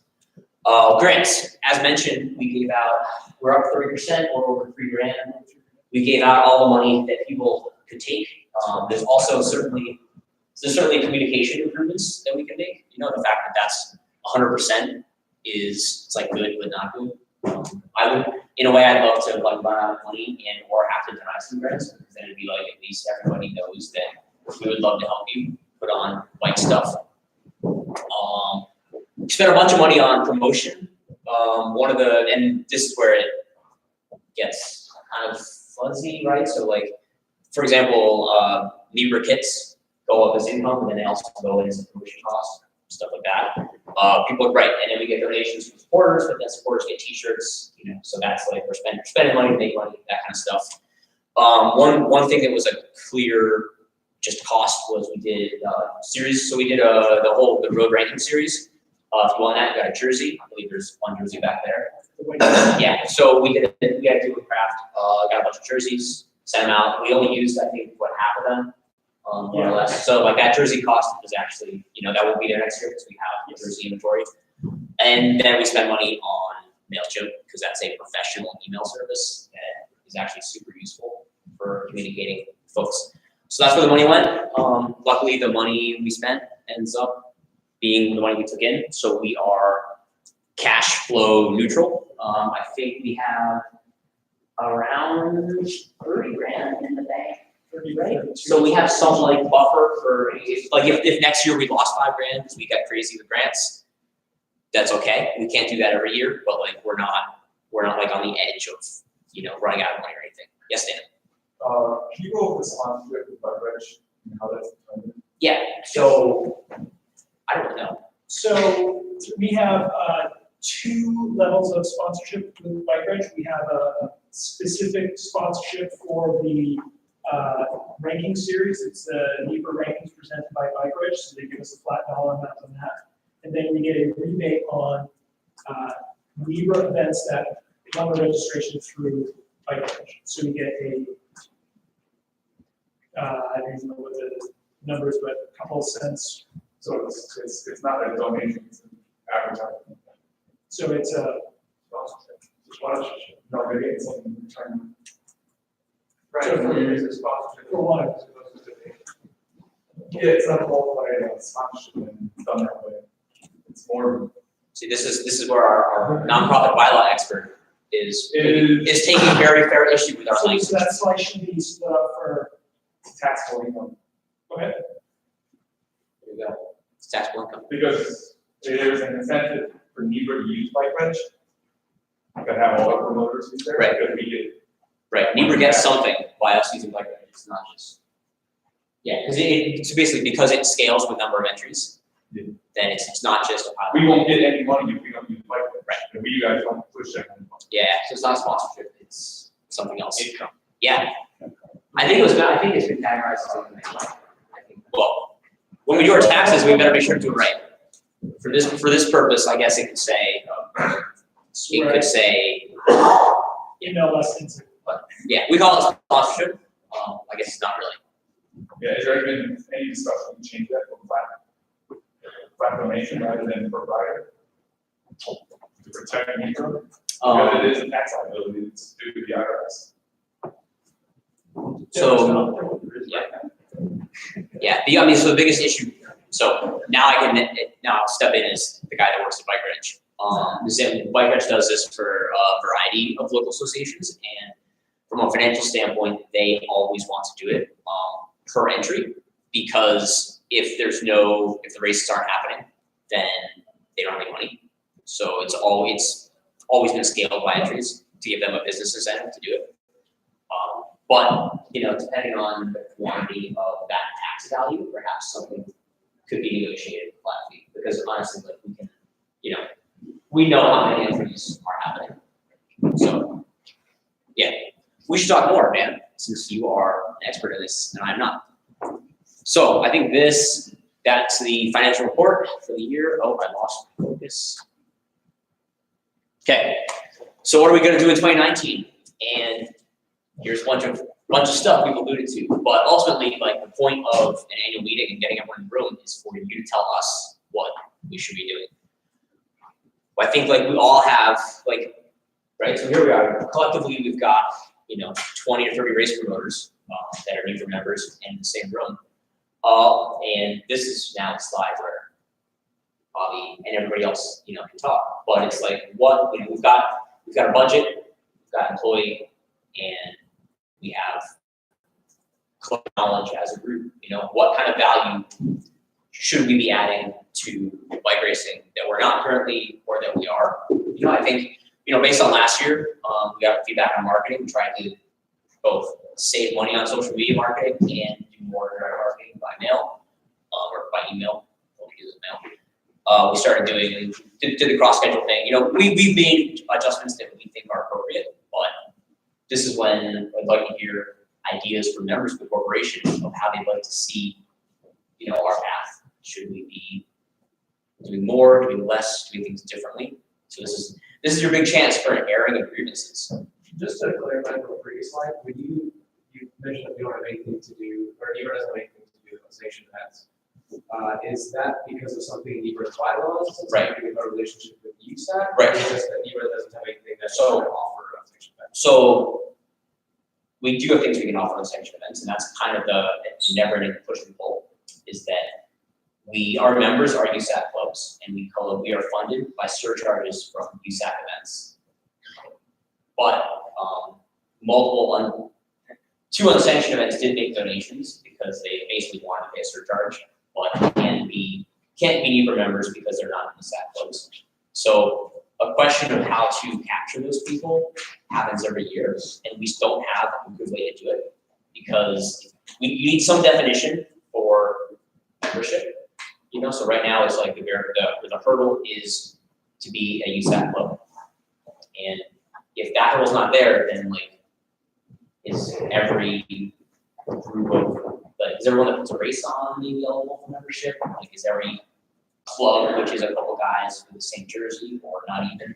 So we've never bridged into how do we? Yeah, we've never crossed that bridge. But if you have ideas, I'd like to talk offline. And I think it's still, we should say that, NEBRA's policy is and has been that sanctioning with the national governing body presents a opportunity for the whole region and for the sport in general. It tends to be the best value for the entire sport. It gives athletes a clear path from beginner to Olympic competition. It provides you the ability to compete throughout the country, throughout the world, do UCI events. For all the talk about insurance and stuff, there really isn't any better insurance out there. You've got a corporation, the national government that's going to stand behind you when you get sued. They're going to really work to do the absolute best they can. So we think that there's a lot of value in those in sanction being a part of that governing body. We would ultimately like to work on reducing the barriers to entry to being part of that organization. That's one of the things we're always sort of pushing the society to make it easier to become a club, to become a racer, to open that sort of all the disciplines, are sort of merging together. So 3 years ago, there was really no gravel permit. Now there's a gravel permit, without official. So we're really trying to make it as welcoming as possible. But there is still a value through that organization. So with that going on, there's still organizations like EFTA or like NESCA where they're quite happy to run races without support of USAC via NEBRA because they feel that they've got their own things worked out and they're not concerned about things like a pathway to go from Cat 5 to Olympiad because they say, well, Those are also non-bike organizations. We don't work with at all for those reasons. Right. My question is there anything that we could be doing to offer those races support without requiring that they become USAC events so that we can extend the NEBRA brand and hopefully draw people from mountain bike racing into cross, gravel, road? if you have these people who only ever go to after races, they may not even be aware of the rest of what's out there playing. How do they do? Dave has an answer. This isn't necessarily an answer, but the answer is licensors. Or reciprocity. Reciprocity. And I don't know, Chuck, maybe you have any. 2 o'clock. 2 o'clock. Yes. Actually, I will correct, the Mount White community, how we're working with those guys. I know you guys don't administer it, but, it's pretty relevant. The biggest threshold we've seen with Mount White community is our license fee. I mean, quite frankly, and we're doing some work on that, so, I think it's picking up quite a few. We've got it announced a couple of big Mount White events we've brought on. And, yeah, we'll talk about value proposition for.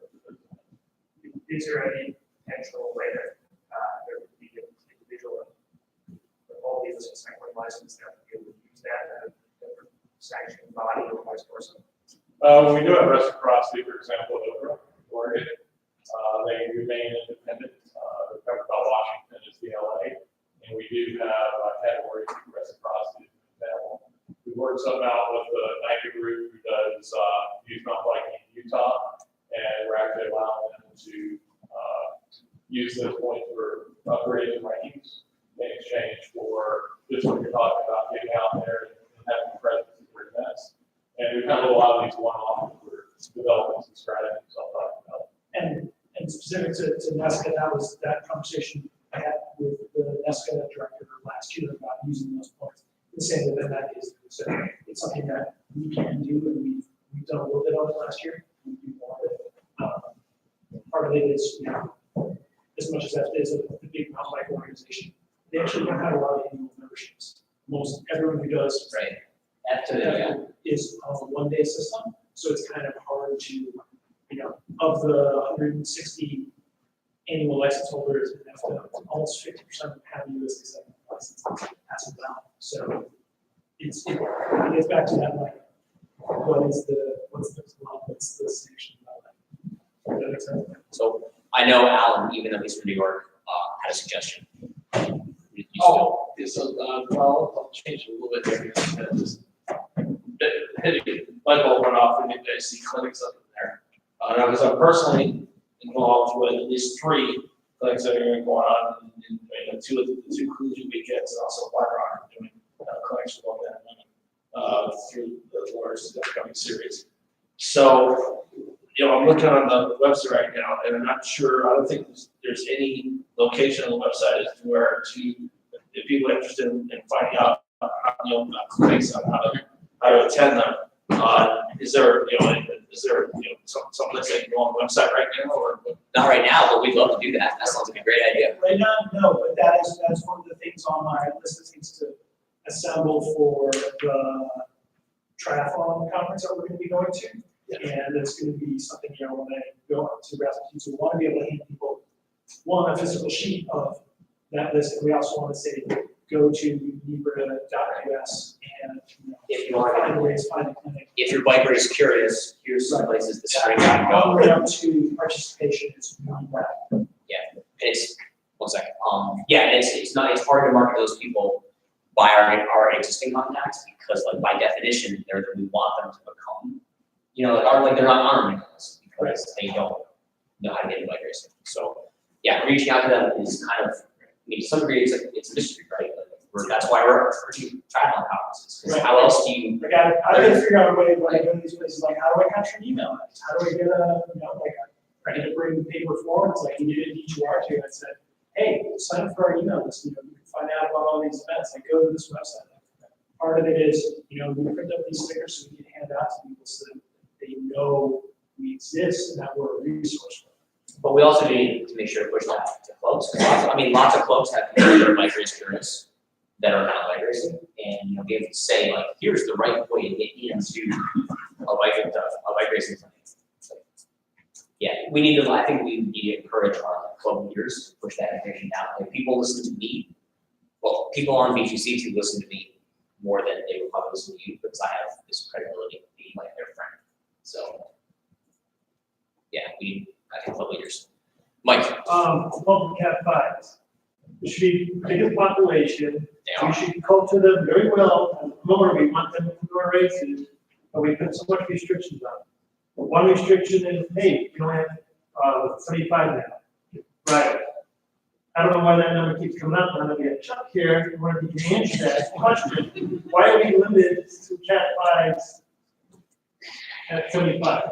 Yeah, originally it was 50, so, Right. we had a 50% increase a few years ago. Ostensibly, it's, I mean, it's a safety thing with road racing, is the thought put into it.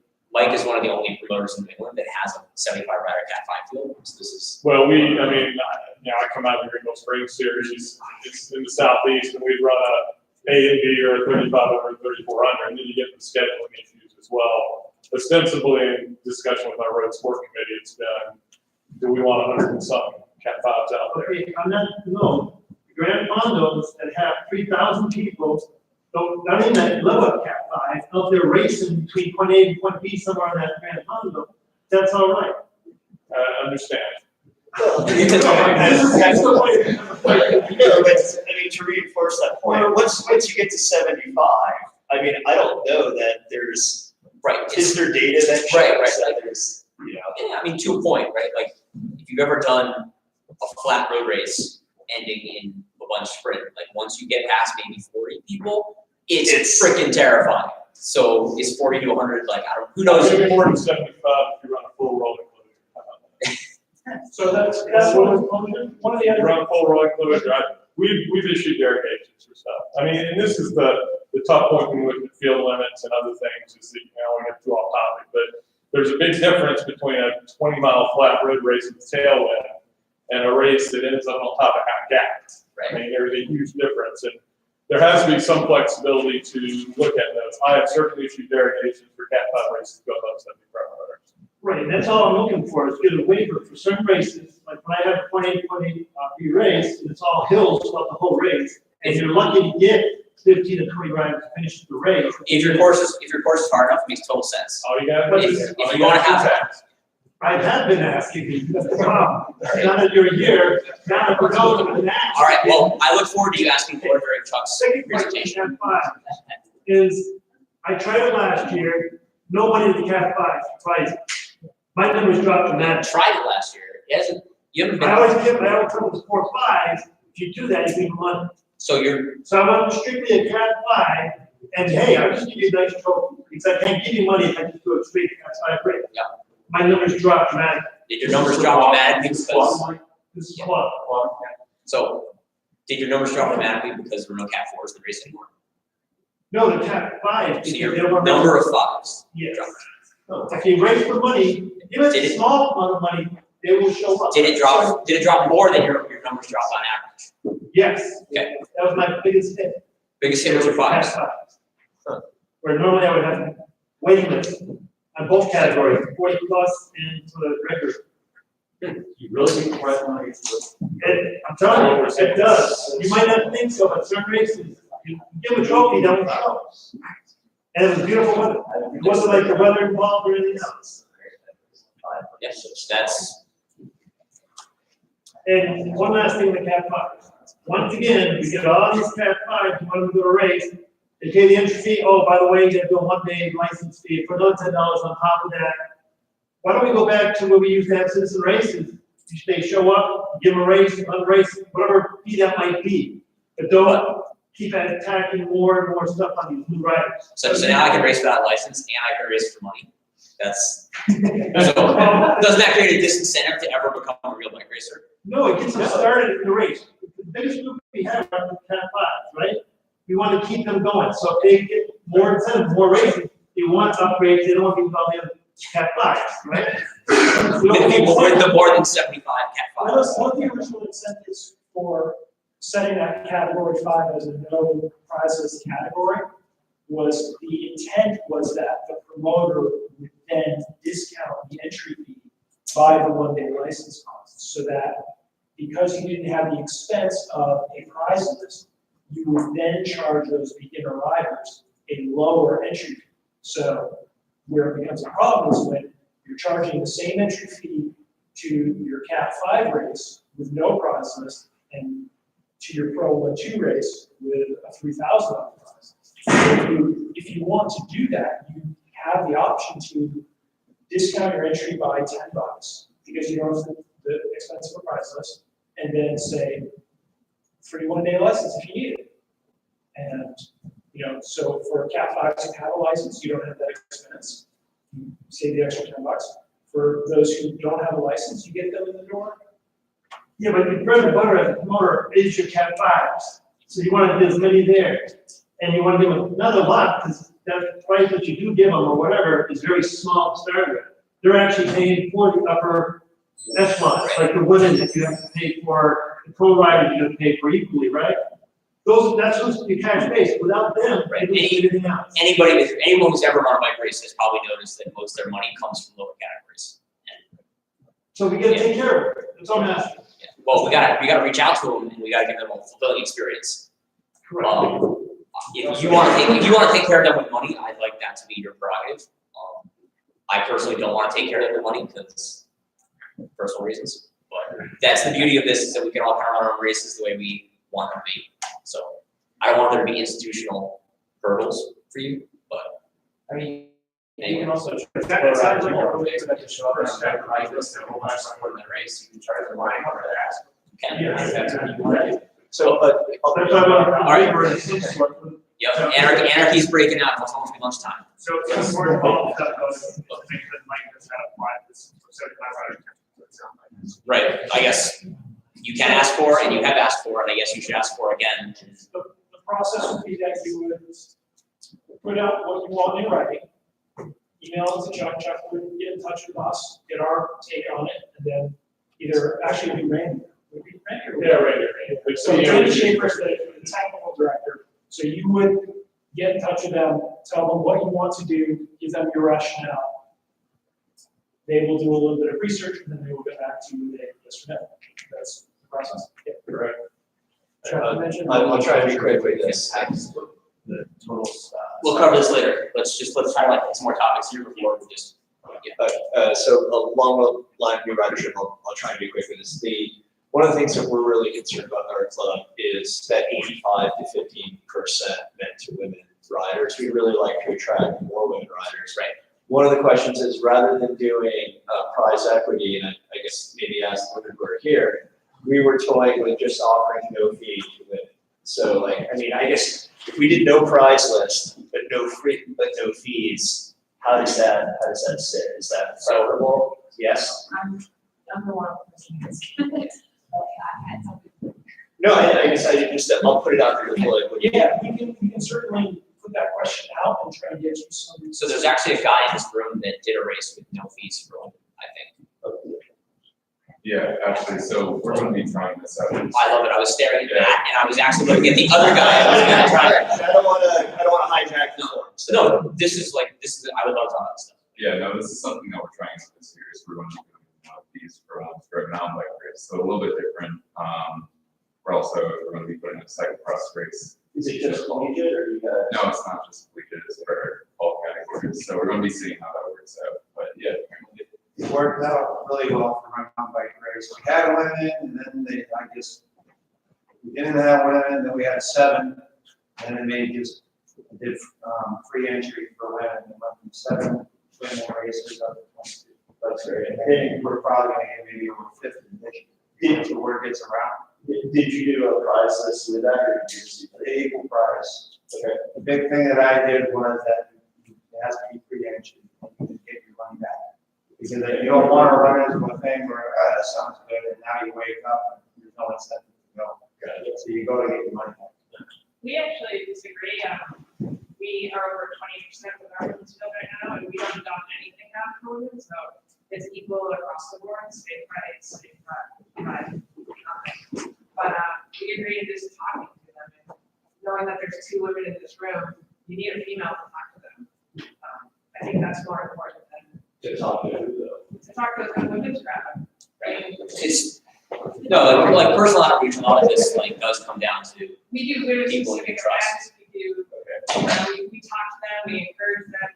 There's a conversation, a relationship that has to be made. Like women are a little bit harder to push out the door. Right, well, I guess that's the question. It's the initial, how do we do the initial outreach to get that audience to talk to? We've done three events for women, but not the actual racing event. It's getting women together and building a community. But it's equal fee because we don't want to dump anything down for women. Like we've had people saying like, oh, make fun course that's easier. But Oh, no, I wouldn't do anything like that. I just wanna, if money, I don't know if it is, if money is the barrier, I just wanna get rid of whatever the barrier. I mean, we've communicated that, you know, men almost feel like easier to spend the money, whereas women, you know, care about their families and their kids, they don't spend the money. But we're trying to teach women that, hey, you should care about yourself. Sure. This is something for you to do to build Right. diversity. We did a campaign, or did a survey on our women's Facebook page last year to give more information about what is, where the barriers to going there keeping the priorities. And there really, there's a lot, fear of getting out, fear of crashing is humongous, fear of, you know, breaking everything which is wrong. There's a lot of different things, so I can share that. I can share with you. Yeah, and we also, 2 years ago, had a really great presentation here from 3 women who were on board. 2 of them, one of them was on board. And they had some survey data, and that is archived on our website. And the promoter resource section, so we can get that to you too. So there's some like survey questions on what they want to see at a race, what keeps them from coming to a race, and what are the things they feel are important. Just to finish this up, I think Heidi's point about not dumbing it down is important, and that's probably where no entry fee but no prize money would be like a very dangerous step to take, because that's saying like, you know, oh, it's a little joke race. Like, it's not a real race. There's no prize money. Like that's. No, I want to get it right. Yeah. whatever you do. Yeah. And it also depends on where you're going, like, there's Mike's plan, if you have 100 women show up, where's it preventing where it's more and more women getting their badge checks and keeping them themselves. Sure. Okay. All right, Dan's hand's been up forever. I gotta go with him. But going back, how many Monday licenses sold last year? We have, I have that down, who those licenses were sold to. No, I'm not asking, but we don't, because is it something where, obviously we want to lower the cost, but as new riders come into the race, is it something that we would take as an initiative to subsidize that somehow? Not picking it for a promoter, but subsidize it across the board. Yeah, I think that's a very reasonable thing that we should be looking at, is trying to collect better one-day license data and then doing more aggressive marketing to those people. Like, you know, those people. I'm not even saying it's going to, I'm not going after the individual riders. We don't need to find out we don't need to know Jane and Joe are doing that races. But let's lower the cost for them, just in general. So instead of, like Mike's point was, they come in and pay $50, they show up, oh, So you're saying, $10. yeah, so you're saying subsidize one days, period. Yeah, have people come in as an initiative to lower the cost for new riders. Yes. That, I think that has potential. The biggest problem there is how do you do it universally and consistently before people. Right. So that, and can we afford it? Right. Well, that's why I asked. Right. It's like you know, what if we pay half of every one day, and one day is $15, $5? What's that? Like, how big of that pie would that be? And that's where the question might want to come in. That's what, Right. That's the question. Could we afford to do that? You know, I think like that would be, and we do something like when we do a junior grant, a lot of times we'll cover like all the one days for like, so like kids race, we'll we cover all those, but that's, you know, one promoter applying for a junior development grant, not a blanket thing. And then, right, blanket application also means we have to go through much more official channels and use things like that. You gotta remember those one days are sometimes just a guy that can get around with his license, but he's committed to the whole year anyway. Right. So. Well, that's you can sell it. That's a different issue. Well, I mean, what would be all that crazy idea that you have a Cat 5 who's never ever raced in his life, free full annual license that the promoter himself would do all paperwork for too, you know? You run for a track and then you be looking for license. The insurance. They always automatically get signed up for the automatically billing membership. But no, in all seriousness, like the barrier, like license cost is a barrier to entry, and I think at 2 o'clock we might talk about that a little bit. 821 one-day licenses for competitive road and cyclocross events last year, out of 29,359 bike lanes. That's So it's, not a huge percent. It's It would not cost a huge $4,000 to subsidize half of that. there's a dramatic spike in cyclocross. You see a lot of Mondays in cyclocross. You do not see as many. So like, I've got my spreadsheet, the column is like 9, 3, 7, 1, and then you get the cross season, it's 22, 23, 24. So hugely more popular option across. Joe, your hand's been up and down for a while. Not to piggyback on what you're saying, Rob, but I mean, in terms of what we're looking at here, this is coming from a non-sanctioned event, so I apologize, but that's how we run our cross race. We had a low number of female participants, and essentially we were like, what can we do to get more riders? And we didn't really change anything except offer them same course, same amount of time, same prize list, same cost. You know what? We went from like 6 women to 30, 40 women. So I think they just want to race with the guys and they want to be treated the same way. And I think that it's a starting step. And I think most of the cross races are already doing that anyway. So Right, especially in cross, equal payout it's been standard for so long now that if you don't do it, you like really stick out, and just having your event stick out negatively is like never a good thing, right? So. And, I mean, we've been doing that. I think in series, routinely, we're getting like 3 and 4 women on fields in the, in CX, at least at the, sort of the elite level. At the Cat 3 level, we get a handful more, but not a lot. And so it's been the same. We've done purse matching and all that. I'm looking for new ways to get creative. So one of the things that the Nightcross series did this year is they partnered with Bike Off East as their neutral sport. Wasn't at all of their races, but at a lot of them. And they ran a cross clinic for women to get women to try it. They had a couple of bikes that were available. They signed up in advance saying, yes, I want to take the clinic. They would go do the clinic and ride, pre-ride the course. Somebody, another woman racer, higher category would go and take them around, try it out. And at a couple of places, they got runners, people, women who were runners that, are fit and wanted to try something different. And so they took them around and did it, and then they get a free entry to their race later in the day. And that, I don't know how successful it was, but it was something new that I hadn't seen before. In the races, and I think it was at least at the few races I was at where they did that, they actually got women to sign up and try that out. For the Cat 5s coming in, somebody brand new. So that's an idea. 0. I'm telling them whenever people want to eat, we make sure to eat. Oh yeah. Jumping off this whole conversation, so one of the things that I know that I got into the sport was a team on me. So you had races, a whole race series of all the relay races. Your team ended up having a standing. It's kind of skewed towards the bigger team, obviously, participations, but it encouraged teams to pressure members that weren't necessarily racers to at least do the local race. That's how I got into it. My first race was our local school race. I'd never raced before, but they were like, hey, we need people to be in this race to get points so we can go from third to second. Yeah. Yes. Right. So each teams have like a good identity. Right. And that was exactly, the peer pressure was great to get into racing, and I feel like there's not really an incentive. Right. So I know that's maybe an opportunity for you, but right. organize a team. We've kicked around like should there be a team ranking or not a lot, and we've never come up with the answer is yes, and maybe that's a mistake on our part. I know the big incentive for collegiate is that it determines your national. Right. There might be like there would be stronger incentives for collegiate.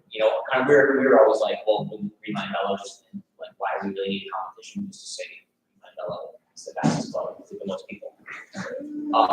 Sorry, Dan. I know like some races, like for example, there's a Fonda yard across the house. We have a team competition, and the Capital Region Bike Group sends out an email and says, we need people to show up. And sure enough, they have 12 people, including non-racers, who show up, because at the end of the day, they can be like, hey, we wanted this here. Yeah, I think we will, I think at this year's board meeting, we'll probably talk about, the revisit the value of team ranking type stuff, and if we can come up with a way to make it compelling and accessible, because it's not exactly legit, but your point is taken. And you can bring new racers, cat. Right, as well as, there's plenty of people on my club that don't race much, and maybe we get them to race more or start racing, other incentives. We've also talked about doing club of the year competitions, not based on performance, but based on some other metric, like your club size or the type of events you like. If you see, Usa Cycling redid their entire club of the year program this year, and they now have best mountain bike club, best women's club, best junior club. So there's a lot of non-performance based outcomes that we can start doing to start recognizing these programs and we drive it up to, hey, well, this sort of try to improve the biggest number of people. And I have like a token thing, like we had a pink armband that was level 1 at the ACCC, and they did that as a kid fall here. They got to rock out. And I love college. It's so much simpler, it's so many ways. Yeah, so we could probably talk forever. I guess maybe as a closing statement time. If you have any ideas, feelings, opinions, complaints, grievances, just email me. I'm president@NEBRA.us. I'm also colin.reuter@gmail.com. You can probably all email me in some capacity in the last 12 years. I'm also on Twitter fairly frequently, if you're aware of that. So I would love to hear from the constituency on pretty much everything, because, you know, even though I've been doing this forever and I have all the data, I don't really have all the answers. So please yell at me about whatever. And utilize the promoters Google group as a resource too, because it's really great resources. So the first something happens, you're like, yeah, I want to do this. That way we can crowdsource it. So, we're gonna break for lunch, and we're going to just trust Paul. We'll be back here in about an hour. Where is that? He says. Hey, talk about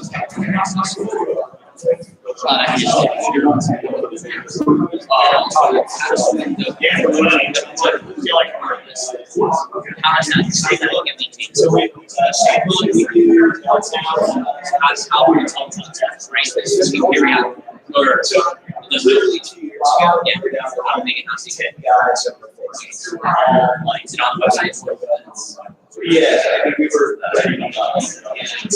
Right. Yeah. I don't know. I'm thinking like, what's our first contact with? But really, you know, is there any reason to think this not just like super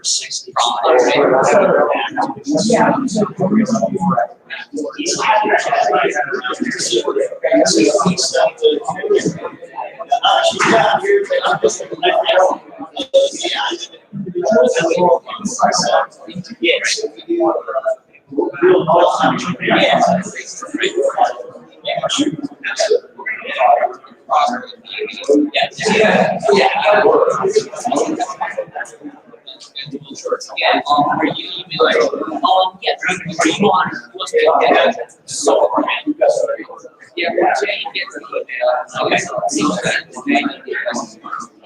Right. Right. I like the club, you know, so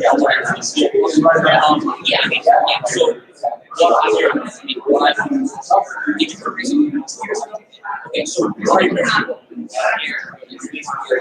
so what I did last week, I grabbed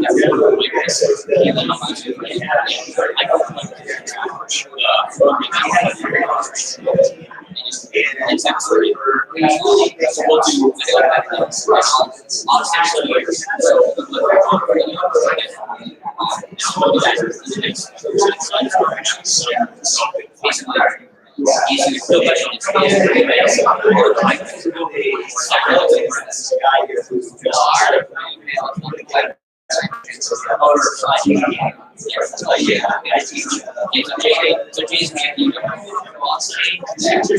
yes, just like TV.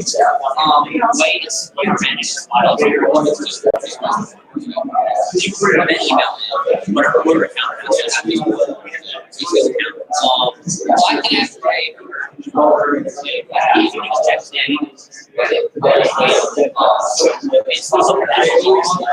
whenever it's a long period where like I think I said first week of February, I said I tell the they can it's not like it's not super big. Then again, just figured out the week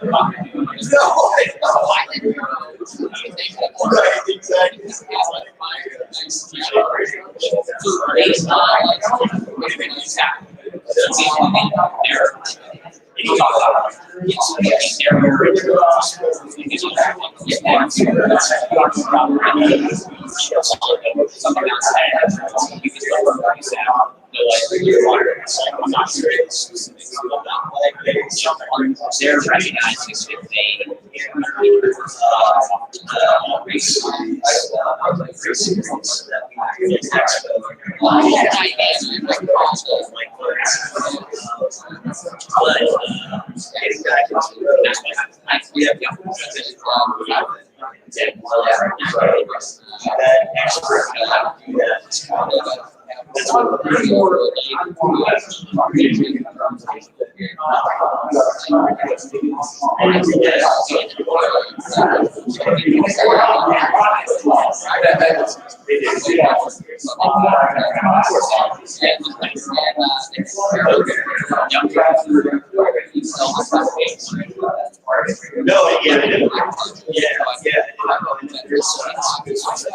that would be great.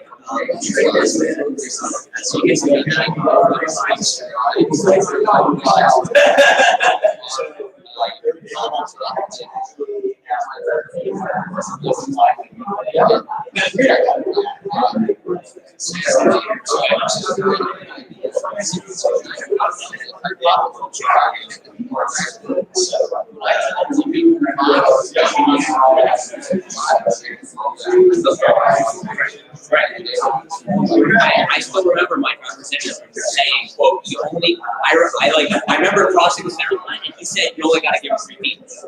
Basically, he basically was like, stop giving that second to the road.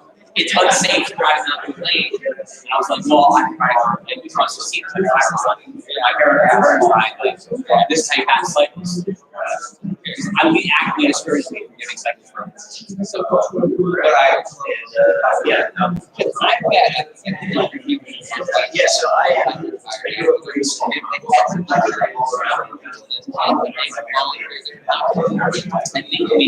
I think like most initiatives, the best way to get stuff done is you gotta do it yourself, right? You gotta cut out honestly, like, you don't need mass light, they don't have anything. You don't need NEBRA, this is like, we got no idea, right? So it's like, what's your local garden setting? Ask every conversation. No, I have presentation. Yeah. Well, I'm not exactly the looks I decide. I would like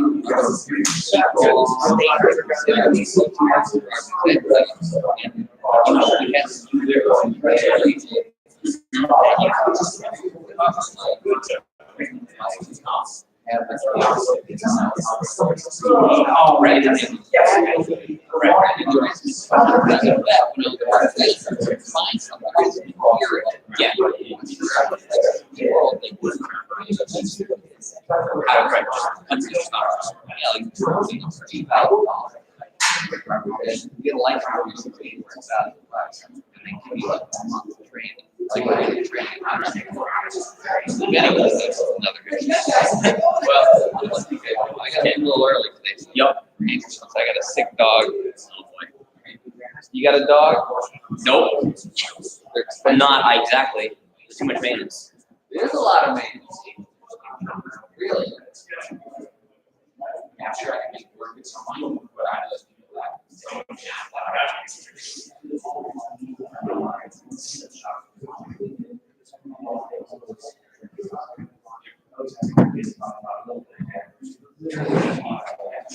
officers, traders, builders.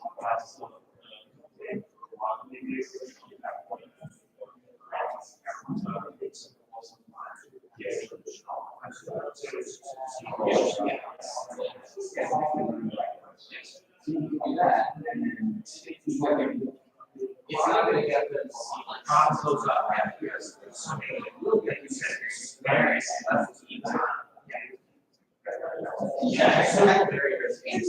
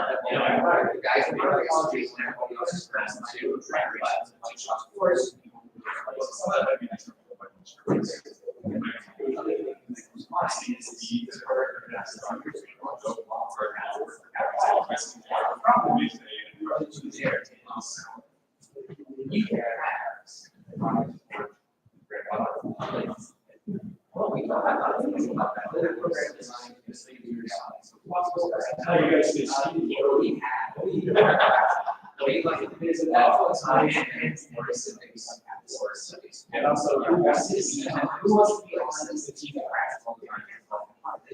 So that's where. So I want to have more on. So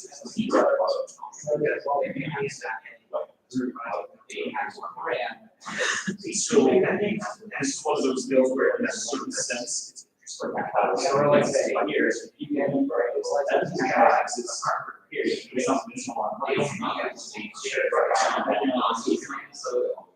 it's better than nothing. That way you don't have to. Right. Like almost like having to say literally have somebody. Yeah. We have also